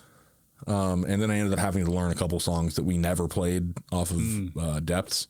But yeah, it was one of those things where it's like, that was, I think not just because I was in the band, but the energy between members was at its best at that point in time. After that lineup leaves, the band is essentially Adam and a rotating cast, which is fine. It's like, not to throw shade at Adam at all. Like, you're keeping your thing alive. But it's like, if you replace somebody in the band, and obviously like I'm not an original member of any bands I've been in except for 1931. But I try to make myself like an original sounding piece to where I'm like, I'm adding something and I'm not just, all right, I'm going to come play this guy's parts. It's like, okay, what can I add to this? And, I don't know that they ever got that back with other people coming in. And I'll say that I think Scott, the guitar player that he did have for a while, that guy's a prick. I'll talk shit because he was on some podcast and he talked shit about Contagion, and I'm like, Scott, you can go fuck yourself. When we toured with them, everybody hated Scott. I had to pull Adam onto it's like the other tour besides the Warped Tour, we did a bandwagon. I had to pull Adam onto the bandwagon and be like, dude, if Scott doesn't knock it off, you guys are going to go home. Like, you are on this tour specifically as a favor. That dude has to chill out, because he was like being an asshole to like Knocked Loose and Culture Killer, because they were like sharing cabs, and he's like, these are vintage orange cabs, and like, you guys don't fuck these up. And Adam's like, we bought those from Born of Osiris. Those aren't vintage. What is he talking about? So he was just being an asshole and did the whole thing where it's like, everything before I was in the band sucked. And it's like, no, like, is Death something that I like really love? No, but I think it has a lot of really cool riffs that Jeremy Carroll wrote that are fucking awesome.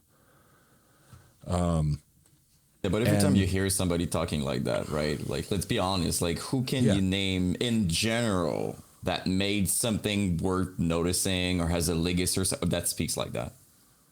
It was terrible before I was there. Like, I'm sorry, but like, from my perspective, having done like a lot of videos on success stories and stuff like that, none of these people basically. Well, we started like the convo with how people move, right? And that kind of informs a lot of stuff, like, ultimately. That's kind of the epitome of that, if you ask me. For me, it's telling me the opposite. Yeah. If you're looking at me and you're like, it was shit before I got here, I'm like, oh no, poor guys. Like, that must be hell right now. So I joined Oceano right as like their popularity was really blossoming, and I was like very lucky to do that. And then coming into Acacia Strain, like, the stuff that they had built prior with, like, you know, Dan DePonde, who does not get enough credit for all of the things he wrote. A lot of like the really old songs that we still play, like, a lot of that is Dan DePonde. Mm-hmm. Like, Dan DePonde wrote Car Bomb.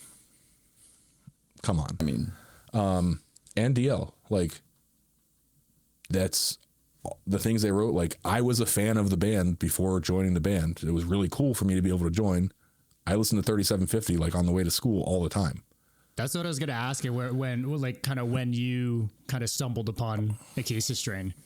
Yeah, it was like, I want to say Smoke You Later was like on a mix CD of something, and I was like, okay, I got to look more into this. And it was, you know, one of those things where, okay, this band fucking rocks.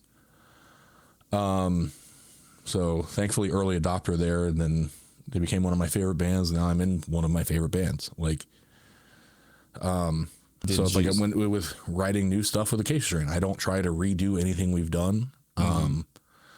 Obviously there's things that has been done in the past that has worked into our DNA, and that will always be there.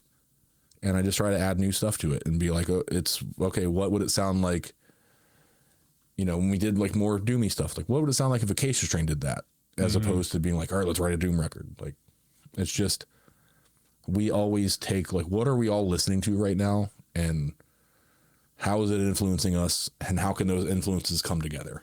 And then a record comes out, and, you know, I don't know if it's luck or what, but we keep doing well. People keep liking our stuff. And I think a great deal of that is due to the fact that none of us have like stopped. None of us have like given up on like listening to new bands and like finding new stuff, and like finding like, there's so many new bands now that are like influenced by a band that was influenced by us, that are now like influencing us it's in a way, like, and it becomes a circular thing, cyclical. And it's like, there's a lot of bands out now that are like, you know, what I guess you would say is MySpace deathcore, like revival, and they're all better. They're all way better than those bands were. Like, there's some crazy like revisionist history that goes on with like that era of music. A lot of it was fucking dog shit. A lot of it was bad, or it was like it had one really cool part and then the other songs were bad, or, you know, the recordings were good and you saw the band and you're like, wow, this is bad, or nobody liked it. Like, it's crazy. I love Animosity. Like, Animosity is one of my favorite bands from like the era. There were so many times that we would play with them or watch them where we were like the only people in the room that gave a shit. That's crazy so how there's a flip there, because now they're the cool band to enjoy now, right? Yeah. And I feel like our whole band kind of has this like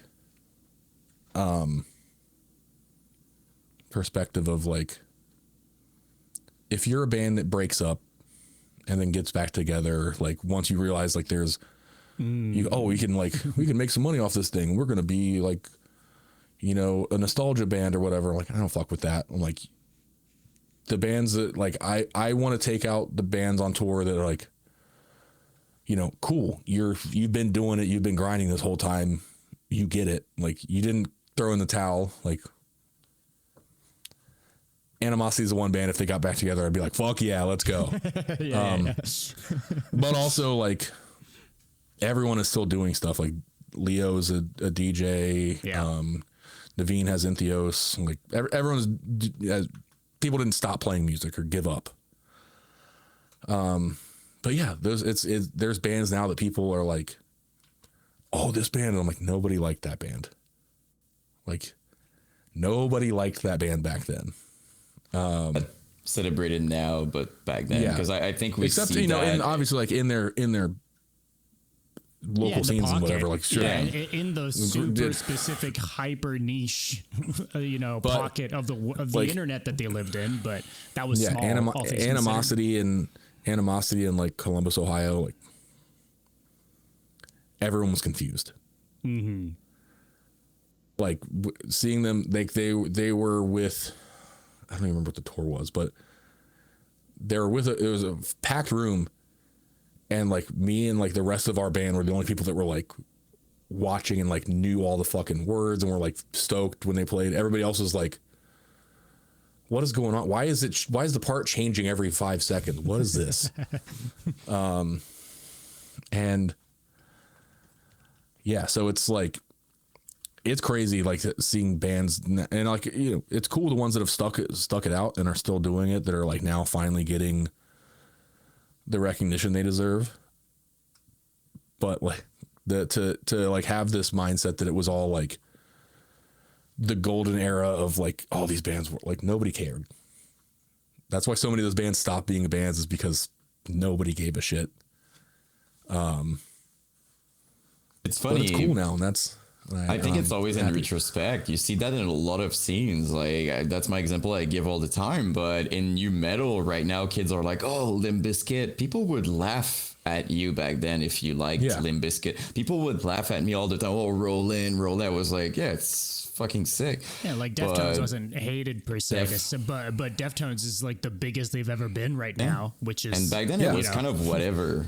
It was kind of just like they're here, but with all due respect, like they were doing well, but not. I think themselves, they said it that right now it's the best they've done in like in their career. And I would say the same for Acacia Strain. Like, we are bigger than we have ever been, and it's crazy, and we're just doing what we would be doing regardless. And I think that that's like the key. And we make ourselves accessible. Like, I don't ignore people. I like want to interact with people, because I remember being, you know, a teenager at a show and being like, you know, to go back to CKY, like I paid for, like, before VIP meet and greets were really a thing. Like, there was a record store down the street from Newport Music Hall. They were playing Newport, and Magnolia Thunder Pussy was doing a meet and greet thing where if you bought like a piece of CKY merch or like CD or anything from the store, they'd give you a meet and greet ticket. So like I went and there was like CDs. I already had them, but I was like, yeah, I'll buy the $10 CD. It's your ticket to get in. Yeah. Yeah. And so got the ticket and went into like just the lobby of this venue, and like they all came out and like just hung out with everybody. It wasn't like a walk up and get this thing signed. It was like Chad, the one guitar player, brought out a bunch of like, he brought out a tub with like a bunch of Diet Cokes and stuff. He's like, anybody wanted Coke? I played Galaga with Darren Miller. Like they had a Galaga machine out there, and I was like, oh. He's like, who wants to play? And I was like, but it was just like everyone was hanging out, and it's like I still remember that, and I was like, okay, yeah, that's cool, and just things that imprint on me. I'm like, that's what I want to like. Like at that point, I already decided like I want to play music. I'm stopping at nothing until I'm doing that. But I had this like, yeah, I think that's how I need to act. Yeah, like I want everyone to have a good time in my presence. I don't ever want to be like I'm above you because I'm on a stage, when anyone down there can easily get on a stage themselves, and anyone can write a cooler song than I can, and nothing I'm doing is special. Was that special for you though, to be in that position at first? Like being on the other side, like, because I'm guessing it was even before that. I mean, you've been in, great bands and bands that had tractions and stuff like that. Do you remember like how it felt at first to have people coming up to you and being on the other side for the first time? How it felt?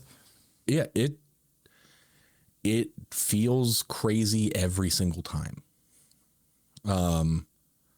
And I just try to keep I keep into perspective like what I would feel like meeting somebody who wrote music that meant a lot to me. So when something I wrote means a lot to somebody else, and they come up to me, like I don't ever want to be dismissive of that or be like whatever. Every time I'm like, this is really fucking cool. It's weird to me because I'm just like a guy, but it's like I greatly appreciate that like somebody appreciates music I made or like something I did, and I want people to like have that interaction and leave that interaction being like, cool, that was fun. I want to, if I'm ever in that position, I want to treat somebody like that. I don't want to. Sure, that same thing that was imparted onto you when you met CKY type of thing. Yeah. Like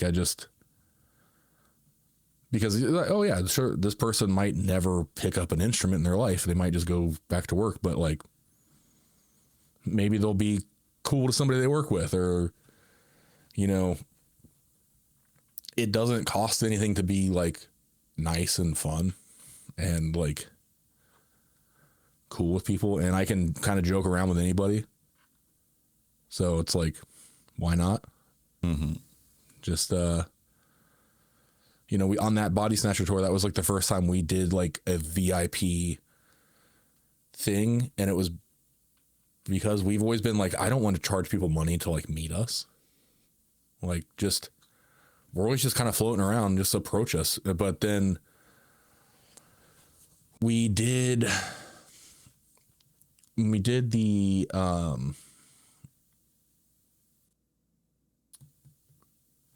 Milwaukee Metal Fest. We were like required to do a meet and greet for the thing, and we like didn't want to do it, like because we were like, just come and meet us. Like we don't want to charge you for this. And Jamie Josta, who was putting the thing on, like he was like, you got to do the meet and greet. And we finally like we begrudgingly were like, yeah, sure. And he comes in the green room and he's like, hey, I appreciate you guys doing that. Like, I know it's like, he's like, I know it's stupid. And it's like, no, it's not even that. It's just like, we try to make ourselves accessible. And he's like, yeah, but remember that there's people that are like, they're never going to want to approach you when you're at your trailer or whatever. They're not going to want to bother you. So sometimes like having this more controlled situation set up where they can like feel comfortable enough to do that, like that gives them that opportunity. I'm like, yeah, sure. So we still, when we decided to do a VIP thing, we were like, how do we do this in a way that is not shitty? Like we don't, I don't ever want to be the guy at the table doing the autographs and the like, table and take like, a hey, selfie if you want from the other side. Like, yeah. No. So it's like, we had it set up to where like, come in, see a sound check. Yeah. And we're just going to come down and hang out with everybody. There's posters and stuff, but it's just like a loose hangout. There's not like everybody get in line. It's like, we're all just kind of popping around trying to talk to everybody. And there were a couple tickets available every night that were like a higher version of the VIP that like you got to come and do a song with us at soundcheck. Like, oh yeah, vocals. I saw that. Yeah. Hell yeah. And it was funny how many people didn't like they just bought the most expensive one thinking like, oh, I thought this got us to watch soundcheck. I'm like, no, you have to do a song. And they're like, ooh. And yeah. So then it was like, does anybody you came with, do they want to do one? Whatever. And so it was fun. Yeah. Cause it's just like, whatever. There's, this kid, Micah, who came to one of our shows, did the vocals, and he'd never done vocals before. Sounded sick. And I'm like, start a band. And he did, and he's got a band now called UXO. And it's like his first thing he's ever recorded, and it's great. Like, and so it's like, that's the kind of stuff that I'm like, I want to like foster and be like, yeah.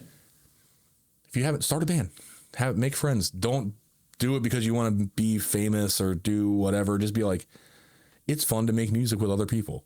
Yeah, do it because the guy from the Acacia Strain told you so. Yeah, I'll bully you into doing it. I'll give you a wedgie if you don't. Yeah, and all that stuff that you're mentioning, right? Like, I think the main difference with just being able to talk to you in a room, right, is to what you said. Obviously, it kind of gives them permission, but also all that stuff like playing a song on stage or hanging out with the rest of the band actually and stuff like that. That's like just not. That's like a thing that doesn't happen if you're just walking around in the venue and hoping to maybe stumble onto one of the guys, right? So and sometimes it is like a different thing. And we have, and like I can't speak for other fan bases of bands, but we have a pretty good concentration of fans that are, whether they know it or not, are on the spectrum, and understanding what I understand now, especially about it, like I don't think if those people bump into you, like without knowing like, hey, I'm going to go and talk to this person, they don't know what to say to you. Yeah. So again, it gives everybody an opportunity to like, oh, I'm going to get to, see these guys, meet these guys. I want to ask about this instead of like, cause it's like, what if I bump into James Hetfield like on the street? Yeah, what do you ask him? Yeah. What's the one question you get? Yeah. They played Sonic Temple the same day we played, and like when we were going to play, like right before we set up on like the other side of our stage was I can't even think of the band. John Bush's band was playing, and Metallica was all like up there watching. Okay. And so I'm about to climb the steps, and like Hetfield's right there, and like I audibly gasped. I was like, and just like, okay, I gotta go put my stupid guitar on in this fucking like the most important right hand in music is right there, and he's got like his security people with him, and I was like, can I say hi? And he's like, no. And then the guy was super nice. He's with his family and he's feeling a little stabby today. And I was like, okay, that's fine. I was like, I respect it. I can't imagine being like, cause yeah, it's cool to like have people occasionally come up and be like, I love the new record, whatever. I can't imagine being like Dude, James Hetfield, where dude. literally there are tens of like being thousands an of people at actor. this festival, and every person here would love to talk to you. Like, so I get it. I have no ill feelings at all. Like, I'd be like, yeah, I wouldn't want to talk to me either in that situation. It's a like Hollywood level type thing. Yeah. It's like being a. However, Robert Trujillo, his son Ty, is an Acacia Strain fan, which is cool. And he was there because Suicidal was playing at the same time as us. But sometime after like both of our sets, he was on our bandwagon, like hanging out, and we played Columbus, which is where I was from. So my mom's there. Metallica is her favorite band. And so she's on the bandwagon, and I'm not going to be like, hey, his dad's in Metallica. So she's just like talking, and like afterwards was like, yeah, told her, and she's like, whoa, what? And I'm like, yeah, that's why I didn't tell you then. Yeah. He's so nice. And I'm like, yeah. So like her and I go to like the catering area and like eat. And as we're leaving, Ty's in front of like Metallica's whole like backstage world thing, like near the entrance or whatever. So he's like talking to us again. And my mom's like, you're so nice, blah, blah, blah. This like black SUV rolls up. Robert Trujillo gets out, and Ty's like, oh, hey dad, like this is Devin from the Acacia Strain. He's like, oh shit, like we wanted to come see you guys, but Suicidal was playing at the same time. And I'm like, what the fuck did you just say to me? That's like my thought. I'm just like, oh wow. And he talked to my mom for like a half an hour. Like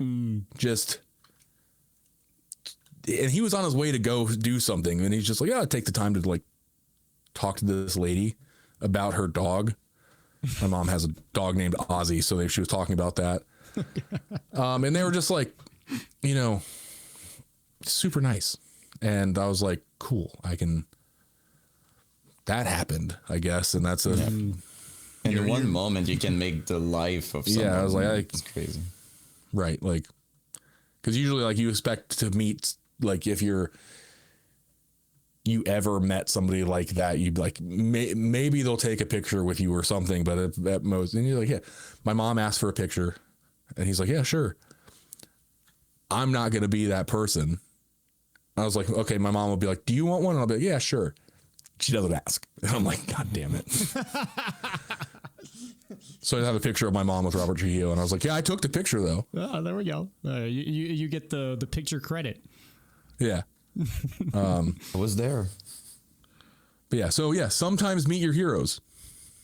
Sometimes. Everyone says don't meet your heroes, but like I think you should, because it'll give you good insight onto like how you want to act or how you don't want to act. Yep. 100%. You earlier you talked about kind of these cyclical things where bands that were influenced by you influenced bands that now you guys are influenced by. And that's kind of like the main takeaway I got from your latest record. Cause I feel, dude, Acacia Strain is what? It's like 20, almost 25 years now.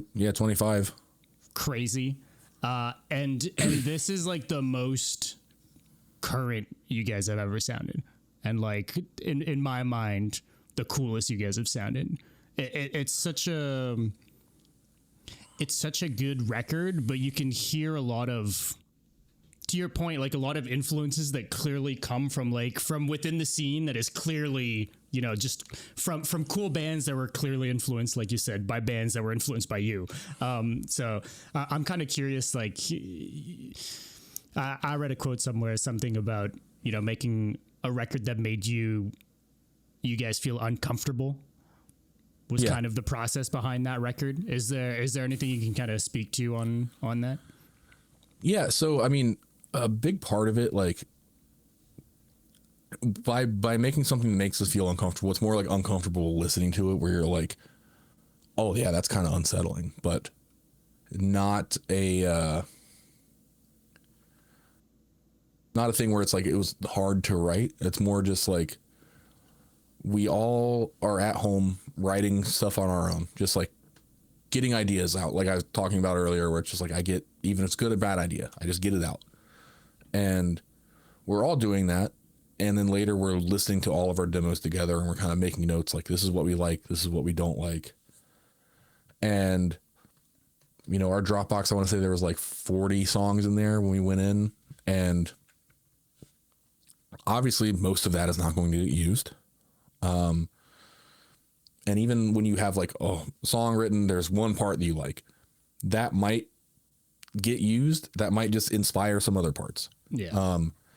But basically the whole thing is an exercise in us getting on the same page where once we can go through and look at like all of the stuff we've been doing, all the things that we all like, that like starts to form like, okay, that's what the record's going to sound like. And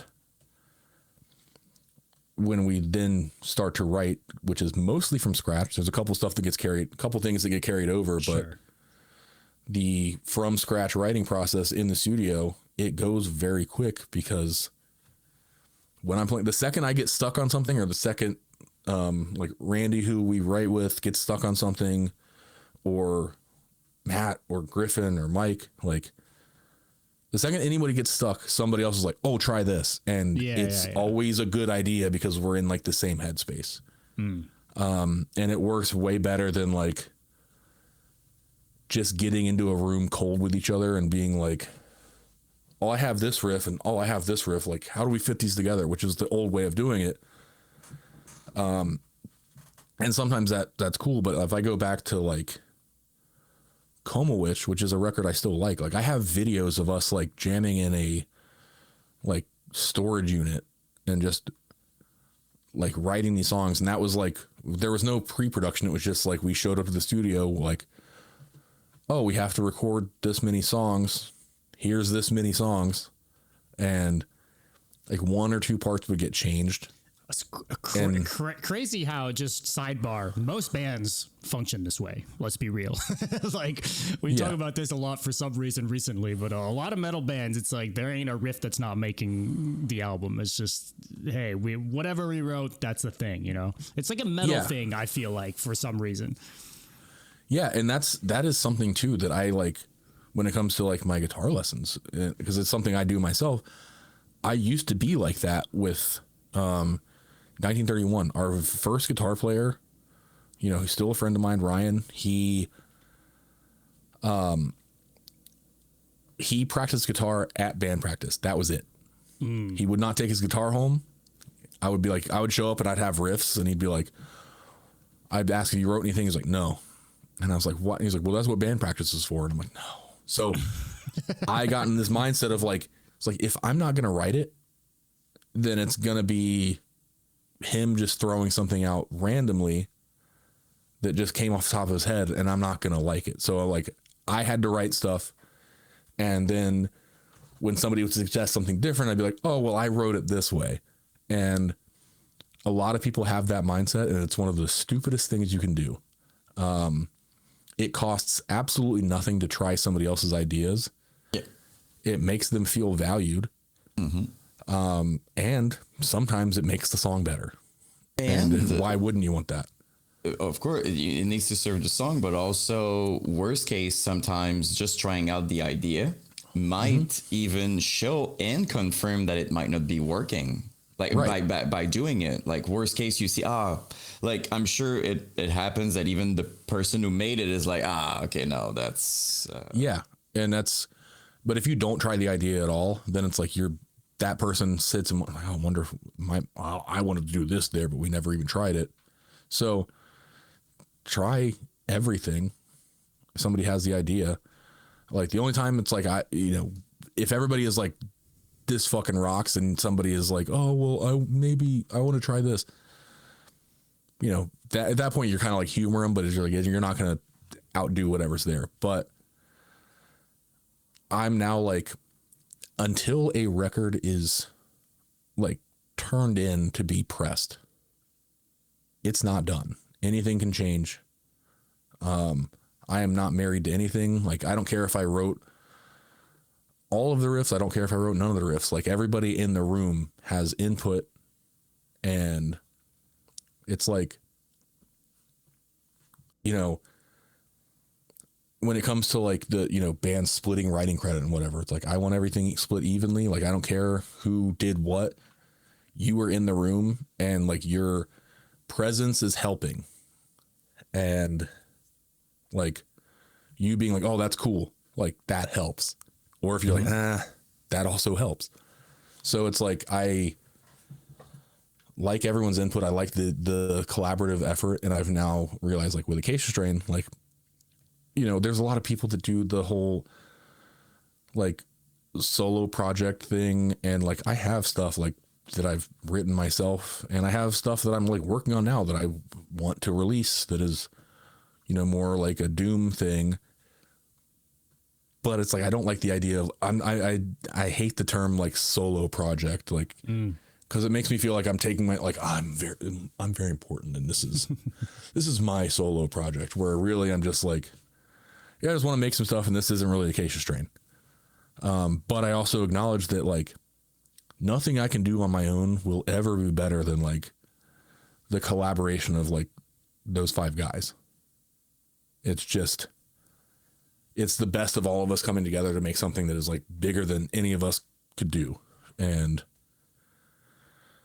I think that's part of what has led to like the longevity of this band is like, I like personally speaking, I have to make music. Like it's regardless of like livelihood or anything else, like for my own like mental well-being, I have to be making music, and I could not do it at the level I do it in Acacia Strain just on my own.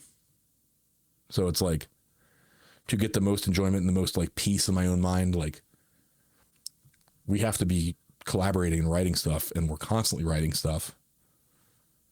And like, by the time we start playing stuff, like this last tour, we pretty much played everything except for the last song from the new record.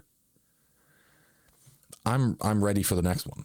Like, yeah. And there's a lot of bands that like, it's crazy where like there are bands that have been around for way longer than us that have less records.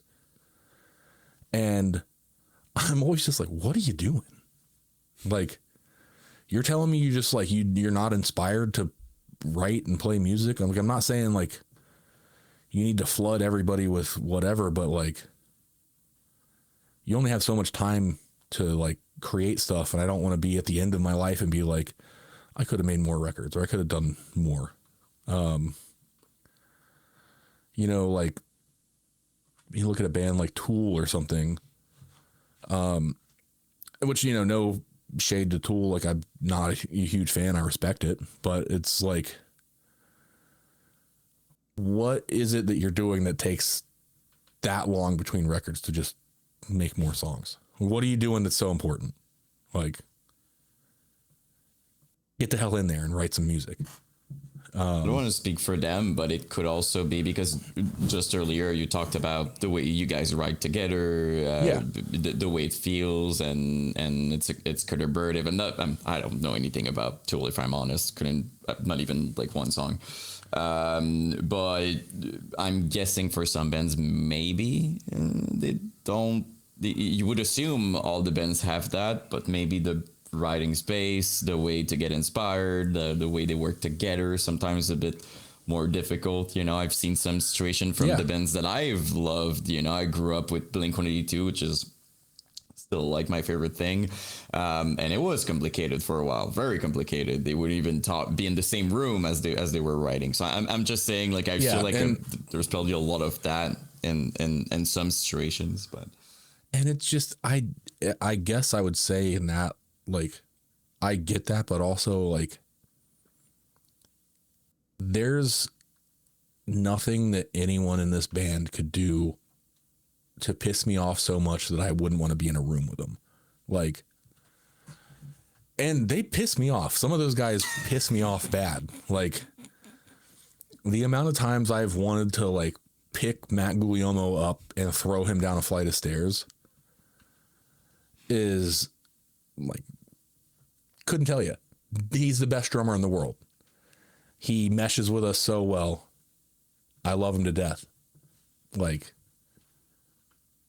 I don't want people to think that we're some group that's all sunshine and rainbows and we all get along all the time. Like, we piss each other off, but we all like, we get over it. And I get some like artists are finicky and like, knock it off, right? Get in the studio, write some songs. Like, a lot of that in everything we just talked about, again, goes back to ego, I feel like, right? Like you're talking about collaboration, just that in itself to begin with has to come from 5 or 6 people that don't have the egos. Yeah. As you're saying, to be like, oh, this is my riff, we have to keep it, or if it's all or not, you know, it's a crazy sentence, by the way. That's so crazy to say that. That's my riff, we're keeping it. What? The thing that's funny with that is like, people when they have this large ego where they see themselves as like bigger or more important, it's like, if you lose the ego, then you have the opportunity to actually become bigger and more important and like to do something better. Well, and have a better time. Let's be real. Yeah. Because if your ego is getting in the way of fucking pissing everyone off, to the other thing you were saying, like, because again, I feel like that's a lot of bands' problems. You know, it's interpersonal issues that often stem from people thinking they're right about something and not ever fucking dealing with it. And it's like, to kind of piggyback off what you were saying about, you know, having no excuses. Like, to me personally, if there's that much shit going on in the band where you can't get in a room together, what are we doing? Yeah. Why are we doing this in the first place? If it ain't fun, what the fuck are we doing here? You know? So also just be wrong. Like, I'm the most wrong person I've ever met in my life. I constantly, like, I couldn't tell you how many times I've been like, oh yeah, my bad. Like, who gives a shit? Like, just be wrong, make mistakes, do whatever. Like, say sorry. Just, it's so easy for like, I don't like, and I get that it's an ego thing with a lot of people. Just be like, oh yeah, my bad, and move on. Like, so much could be resolved just like that. You know, we could even talk about relationship. It's as stupid as that. Sometimes it was just about saying sorry, and people, I'm not saying that. Okay. Yeah, and when it comes to music, I'm just like, how much, like, truly great music is being like denied to the world because of a couple people with like egos that are too big to say like, yeah, that was my fault, I was in the wrong. Like, yep. Game over if there's multiple people like that within a band, you know. It's just GG. I don't know. You can say that with a straight face. Something like you said. I'm like, it's my riff has to be on the, like, I couldn't even, like, I'm not in a position like that. But just saying like, this is my riff. It's going on the out. Like, that's. Well, it's not explicitly said like that. It's just like, no, people might argue like, nah, we don't really like this riff, and then you just like defend it to death until people are fucking fed up with you and they cave in or whatever. But speaking for myself, like, I wouldn't see any reasons to be in a band if there comes a situation where they're all saying, dude, I don't think it works out, and I don't even trust them enough to be like, okay, and I still like fight, like, what am I? You know, I'm with people I don't even trust their judgment. Like, if we're 5 in the band, the complete band is like, dude, I don't think it works for the part, and I'm still like, I would just wonder, like, what am I doing with? Yeah, it's weird. Like, an example I will give, CKY again, one of my all-time favorite bands. Famously, Darren Miller, the original singer and guitar player who was on most of the records,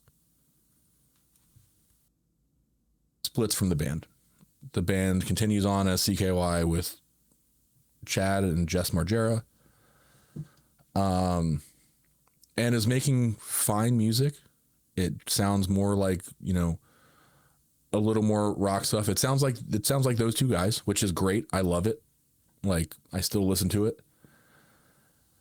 Then Darren goes and starts 96 Bitter Beings, and like, I hadn't checked it out, and then I listened to it and I'm like, this sounds like I mean, obviously there's the voice that's there, but it's like also the riffs, everything. It's like, it sounds like more like CKY, but it's still not quite the thing. And I'm just like, and I'm friends with Jess. Like, I don't want to tell my friends what to do, but it's also like at the last NAMM, like I ran into Darren Miller and like talked to him for a minute. And it's like, I just wish these guys would fix whatever the problem is, because it is one of those situations again, where it's like, you guys had something magic.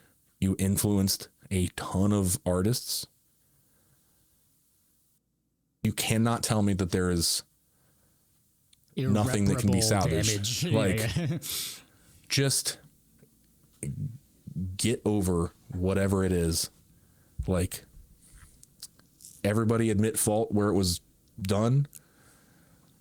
Stop depriving us of like what could be like the greatest comeback record, because they're all very talented, and the collaboration between them is just so much better than anything they can do on their own. And and that's not to say that what they're doing is bad, but it's like, no, you can just imagine a world where the sum of them would be greater for sure.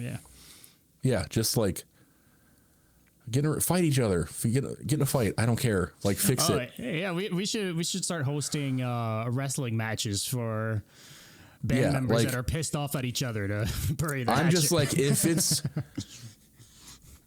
it's the last thing I do, I'm going to get that fucking band back together somehow. I don't care if I have to like start clunk everyone's heads together and just be like, knock it off, or like go crazy and like kidnap people and do with, come on.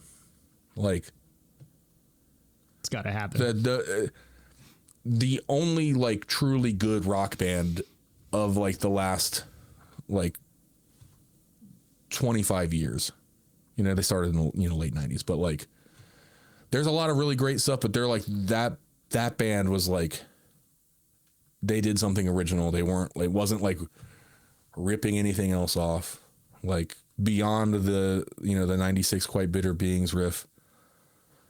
Just so many good guitar parts and vocals, and god damn it, like, just fix it. Well, what could have been, but it's never too late. It's never too late.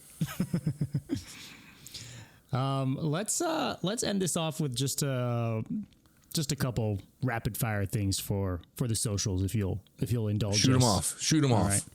Speaking of admitting when you're wrong, people will be sure to tell you that you're wrong on. No matter what. On what we're gonna ask you here. Well, first off, actually, I mean, you alluded to still enjoying a bunch of like newer bands and stuff. Can you give us a few bands that you've been fucking with heavy recently? Heavy band or not, just in general. Kind of curious. Sin Against Sin is great. Anytime they show up in like my Spotify thing and my CarPlay, like where you can see the artwork, my kid is like wants that. They're awesome. Mongrel out of San Diego, great. They remind me a lot of like Malevolent Creation if they were like more into like hardcore, which was one of my favorite bands growing up, and then it came out that they were kind of shitheads. Let's see.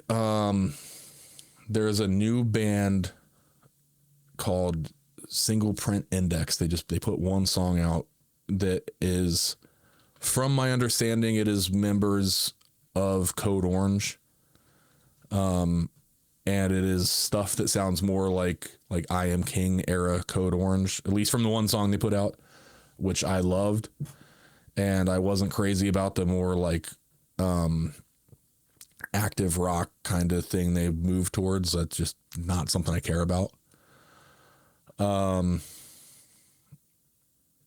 Let's see. I'm bad at like on the spot, like naming bands. Like, it's kind of like when the name three songs. Yeah, give us one last one. Demonize, which is not demon eyes, but demonize, one word. And it's kind of a cop out. It is Tom Smith from our our old guitar player. It's his new band, but they just put out two songs that are fucking great. Tom is still one of my best friends, and I talk to him all the time. And if you're watching this, Tom, the Yankees suck. All right. Now look, this is the definitive list here. I need you to give me your top 5 heaviest bands of all time. Okay. Let's see. Crowbar is at the top of that list. Warning, just the weight of everything they're doing is just so crushingly sad that it's just like it's hard to listen to. Like if one of my friends posts that they're listening to Watching from a Distance, I usually got to be like, hey, are you okay?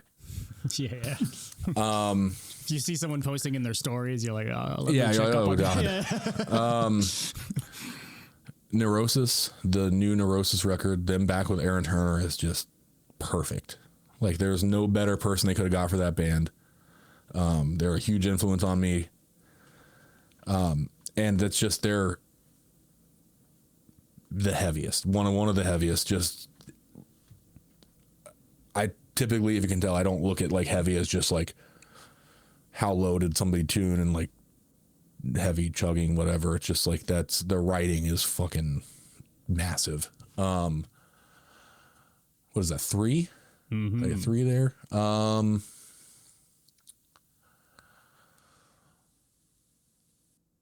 I will say Metallica, just because I don't think that a heavier like recorded record has happened since the Black Album, and people can shit on the Black Album if they want to, but like that thing is monstrous. It was meant to be played at like monster truck rallies, and my theory is that the reason that they went to what they sounded like after that, like on Load and Reload, is because they're like, well, how the hell are we going to make something heavier than that?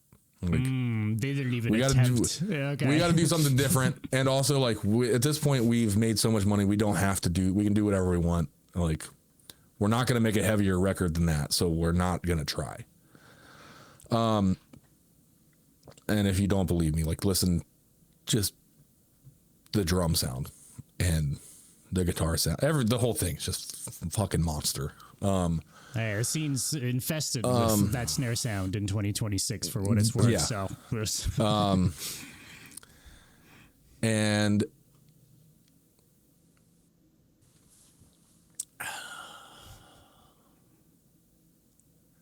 I'm going to be cocky and I'm going to say the Acacia Strain. It's fair, if I'm honest. It's really fair. But I only say that not as the writer of the band, but as a fan of the band. And I think that like the only person I'm trying to ever please with the writing is like myself and the rest of our band, and understanding that like I trust all of our taste enough that like if we like it, then people are gonna get it, which we apparently proved right with the new record. But like I'm always writing like what heavy thing I want to hear. So yeah, I listen to my own band. Like and there's a lot of stuff that you could say is like similar genre or whatever that is like adjacent to us. Like I don't listen to, because I'm like, I don't care that much. Like obviously we get lumped into the whole deathcore thing a lot, and I know Matt said that we were a deathcore band or something, and he's fucking wrong. He said no, to be clear. Yeah, we've been giving him shit. Apologies for the ruffling of feathers within the camp off of our interview. Right, we're we're just a heavy band, and we try to approach heavy from as many different directions as we can, and sometimes that overlaps with what you consider deathcore, Sometimes that's, you know, more hardcore. Sometimes it's sludge, doom, stoner. Like, there's no like definition. We're just a heavy band, and we just try to do whatever. And if people call us deathcore, I really don't care. Neither does Vincent. Everyone's like, oh, don't call him that. And it's just, I think the main thing was that like the band predates the term, and at the time we didn't want to get pigeonholed into this is what we do. It's like, yeah, and that's not where it came from either, right? Like that, it wasn't. Didn't even exist at first. Yeah. So right. I think it's because honestly, the influence right now, what I'm seeing, you know, because like my channel, it's mostly deathcore fans in general, and I think it's out of respect, or like Acacia Strain influenced so many, but it's more of it's not really because they want to say, oh, Acacia Strain is a deathcore, but I think it's more like it's out of like they just love it, and in their mind they're important. Acacia Strain is an important piece of deathcore. It's kind of, and I can appreciate that, and I agree with it, and I know that we influenced a lot of like the bands that, you know, are deathcore or became deathcore, and I think like some of the big pieces of it was like, deathcore at a certain point in time was very well defined as like, this is what fits this. And I think a big thing that like didn't mesh with us was like deathcore kind of had this for a while, this thing where it was like kind of like a like Brutality Olympics of like who can have the most brutal sounding vocals, or like who can tune, granted we tune low, but it's like who, like we have to tune even lower than that, and who can do the lowest guttural, and it's like and you know, everybody listens to music for different reasons. For me, like, I don't care if you're playing, you know, doubles on your kick drum at like 300 BPM, like that's okay, cool. Like, does the song sound good, or is it just a bunch of like, look how brutal this is crazy? I'm like, I don't care. I always equate that to intention. I've been talking a lot about this. Like, I feel like what you're describing there, like the need or the want for trying to be the most brutal thing, I think that in itself is inauthentic, right? Like, is not coming from the right place. And to your point, a band like the Acacia Strain can get away with having super fucking down-tuned guitars, but the intent wasn't to have the lowest fucking down-tuned guitars. Like that wasn't where it came from. So it makes sense for you guys, right? But I think that's where a lot of music kind of gets lost in the plot, you know, is those sort of things. Yeah, and separating myself from, like, I'm saying this as like, again, a fan of our band and not as a member of the band. Vincent's voice, he doesn't have like the deathcore vocalist, like, in, you know, I'm sure you guys are aware of Nate Johnson. Like most of what like modern deathcore is just ripping off Nate Johnson. Mm-hmm. Like, so many of the voices are just, in my opinion, poor copies of that, because I've seen him have that sound come out with no effort whatsoever, and then now it's like there's people like pushing everything they have to get that. But a lot of that, like, it'll only fit over that music, where Vincent's voice, like, the reason we can change so much is because it fits over so many things, where if you took like somebody else's like guttural, this hyper specific deathcore vocalist, and you put him like on top of any other style, it's like, what the fuck is this? Put that over Crowbar, and it's like, what the fuck is this? And that's not to like throw shade at any of them, but it's just like, I respect anybody that's writing the music they want to write, and if that's what they want to write, that's cool. I just don't like being lumped in with anything. I want to be able to be the band that's like, yeah, sure, we can tour with Body Snatcher, and it's like, yeah, we can tour with Primitive Man, and we can tour with Full of Hell, and, you know, hopefully someday we can go to Europe and play like Roadburn or something, and do like these more like doom kind of focused things, and then come right back and write some like really fast, brutal shit. Like, I want to do whatever I want to do. That like every record I like to be like a timestamp of like, oh yeah, this is who Acacia Strain is in 2026, or this is who we were in 25. Like, Yeah. I don't like the idea of like, and this is where I think a lot of the bands in our world have fumbled over the years, which is like a band puts out a record that does well, people like it, and they go, how do we follow this up? Mistake. Mm-hmm. They then write something that sounds similar, but it's not going to be as good. Even if the songs are like better, if you're just trying to do the same sound, people are not going to have the same connection they will to that first record. So you have to do something else that grabs their attention in a different way. And too many bands have gone down that road of trying to like recreate something, and it's like, nope, just let that exist and do something else. People like when I was in the band, like earlier on, we used to hear all the time, like, oh, I miss the Dead Walk, or I miss Wormwood, or whatever. And I'm like, those records still exist, and you can go listen to them. Yeah, exactly. And I'm like, I could make something that sounds exactly like that. And the second that, you know, we put it out and you listen to it, you'll realize that like, while sonically it's like identical, I can't recreate like the nostalgia you had of like being, you know, 16 years old and hearing that like in your car with your friends. Like, it's not going to happen. So it's like, you can apply that to everything. Keep that special. Like, I'm not going to try to recreate that because I can't, but I can do something different and then make new memories around it. You see that in movies, or trying to bring something that was already good. Like I've seen recently, they want to redo American Psycho, and I'm like, for the love of God, don't do that. It's going to be terrible.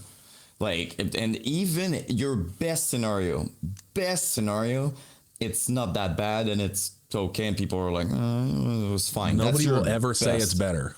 Ever.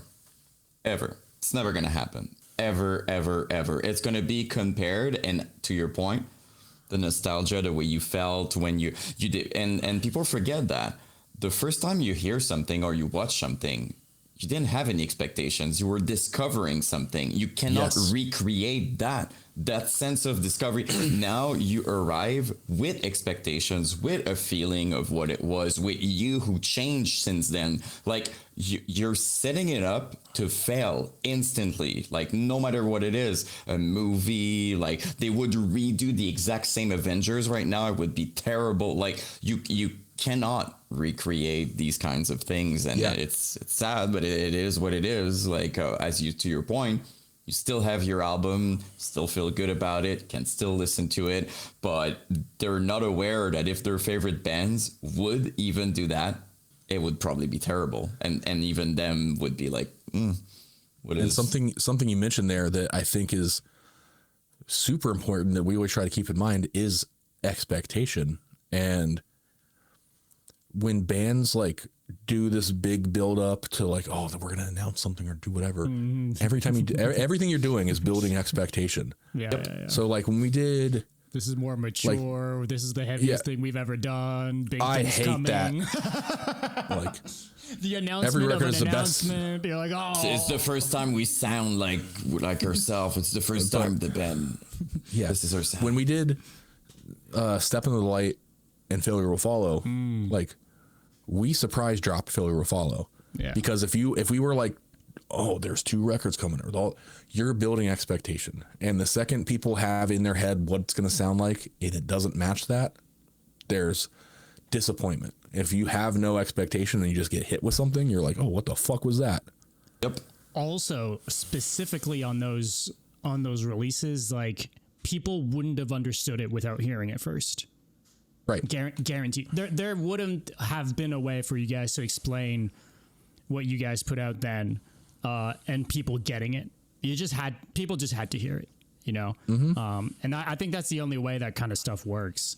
And I don't know. And also kind of just on other bands not really doing this too. Like it really is setting up for failure when a band is kind of strictly sticking to a formula, because I think you guys are the prime example of now having a fan base that absolutely, the expectation is that they don't know what to fucking expect.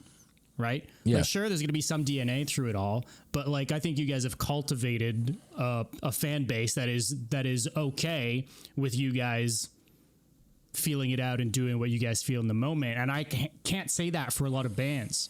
You know, that's I feel where fan bases kind of get up in arms about a thing not sounding to whatever their expectation was, and then bands kind of receive that feedback and do whatever they do with it. And I don't know, man, I feel like, to your point, like, to the longevity of the band, that's like, I feel like the only way to kind of do it.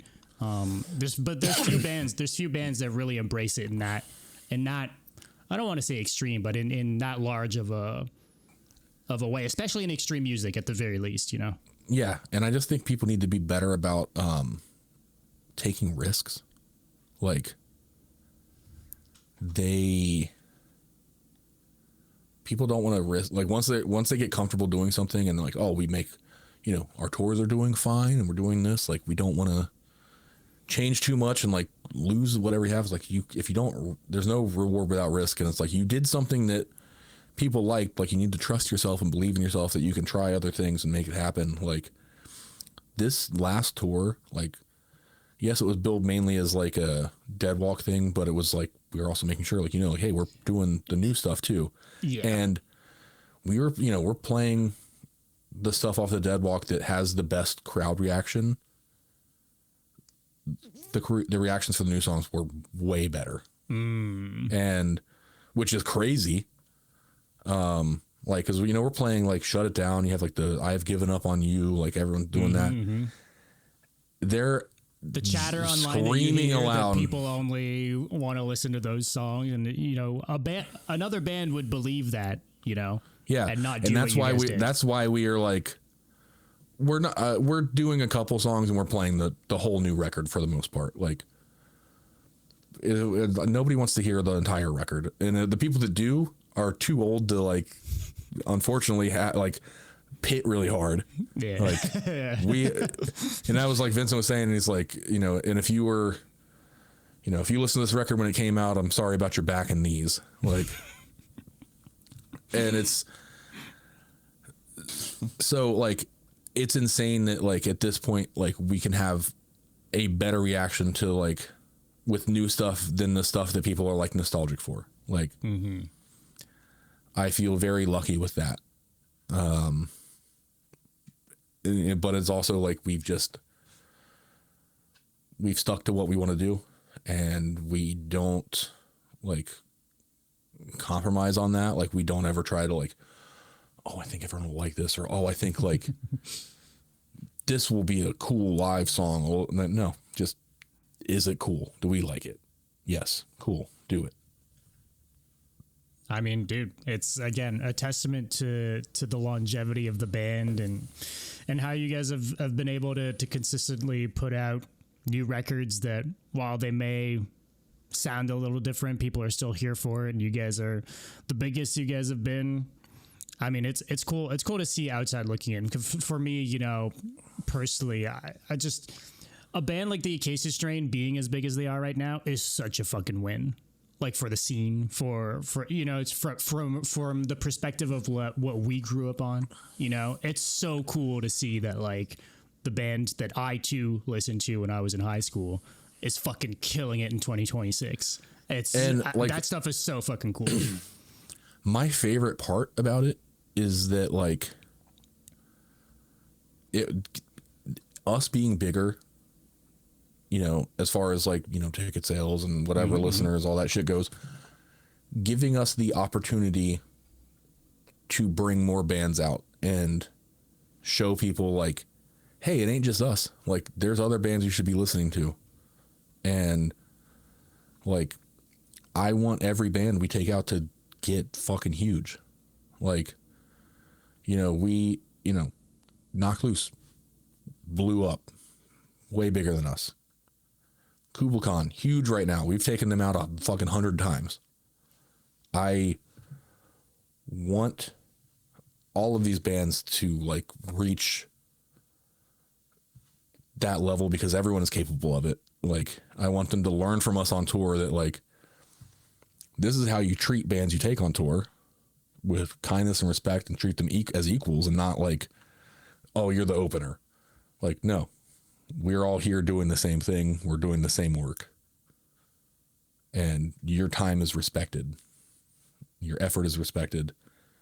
And hopefully if like those bands like do whatever that happens, you know, cause it's unpredictable. Something happens on TikTok or something happens somewhere where, you know, people hear a song and they go, that's cool. I'm going to do a cool dance to it. And it blows up. Whatever happens that makes a band big, when they get there, I want them to remember, like, this is how we treat people. And then I want them to raise other bands up. And if that happens enough time, then the rest of the world of music has to take all of this shit seriously and realize that while the entire industry is saying like, oh, you know, ticket sales are down, like live music is suffering. No, the fuck it isn't. Ticket sales are down because people don't want to spend $500 to go see like whatever radio artist. Meanwhile, we're packing rooms out. All the other bands like us are packing rooms out because, hey, $30-$40, get a ticket to see some bands, and we're not trying to price gouge everybody. And oh, weird, people are willing to pay for that. And it's all getting bigger, and I want it all to get bigger because, like, I don't like the whole gatekeeping mentality of like, whatever. There's enough of us now listening to this that like people can see it and be like, oh, this is how we need to act when we go listen to this shit. Like, so I think everything is moving in a good direction for like this stuff. Yeah. Ah, it's cool. It's cool to see. Just metal, hardcore in general right now, I feel is as weird as it's been on the other side of COVID and shit. It's cool to see the health of the scene right now. Despite all the bullshit that you're alluding to, with fucking price gouging, and you know, we often hear about everything going on with, you know, all the venues that got bought out and fucking Live Nation and all this bullshit, right? But underneath all of that still, you know, is a band like Bring Me the Horizon doing arena tours, and Lorna doing these fucking crazy ass fucking venues, and you guys packing out rooms bigger than you guys have ever. So yeah, I don't know. Metal and hardcore is in a cool place right now. Yeah, it's great. It's what's good for us is good for everybody else. If there's something good happening to another heavy band, I love it. Like, you know, like even a band like Sleep Token, who is like, I would say is like metal adjacent. Like, there's still some like 8-string guitar stuff going on, and you might think it's corny. It's not something I really listen to. I'm friends with some of those guys, and they're great. And that still exposes people to like, you know, oh, I heard this sound in this Sleep Token song, and then you hear an 8-string guitar and something else or some other crazy low tune stuff, and you're like, it doesn't seem so foreign. You're like, oh, I can progress into this. Yeah, start connecting the dots. It's a gateway into other types of heavier music and shit. Love a gateway band. Yep. The more the better. Absolutely, man. Well, dude, talk to me about these what you guys got coming up right now. You guys got a couple tours coming up. I mean, it's deathcore ass fucking tours, if I may say so myself. Oh yeah, we're hitting the DC hard. We have Louder Than Life in Louisville, sorry. That's coming up. Aftershock in Sacramento. That's coming up. And then after that, we go to Australia with Lorna Shore and Whitechapel. And after that, we go out with Whitechapel, Chelsea Grin, and Netherwalker, who I don't think they've toured. I think they played like Welcome to Rockville's, if I understand. And I'm excited to help show them the ropes. they all dress in little costumes, and I like it. I think it's silly. Yes, sir. Well, dude, thank you. Thank you for taking the time to do this, man. Yeah, This is really cool. We like to nerd out. I was realizing halfway through, I was like, wait, we haven't really talked much about the Acacia Strain yet, but we do love to talk about the good old days as well. So I appreciate you indulging in the way back. Took everything in my power not to go more into Magic the Gathering and all that stuff, but you know, I'm glad because we got to talk about all the rest. So, hell yeah. Well, thanks for having me. I had a good time. Oh yeah, man. We'll keep in touch, my man, and we'll see you out here soon, I'm sure. We'll catch someday. up. Someday. All right, man. Have a good one. You too. Thanks, man. See ya. All right. Peace out, man. Take care. If you made it to the end of this episode, thank you for watching. And hey, while you're here, hit that subscribe or follow button and a review. If you're watching or listening on a podcast platform, it would mean the world and it helps out more than you know. A big thank you as well to all of our supporters over on Patreon and on Twitch. New episodes every week, links to our Patreon, Discord, and socials in the description. We'll see you soon. We're out.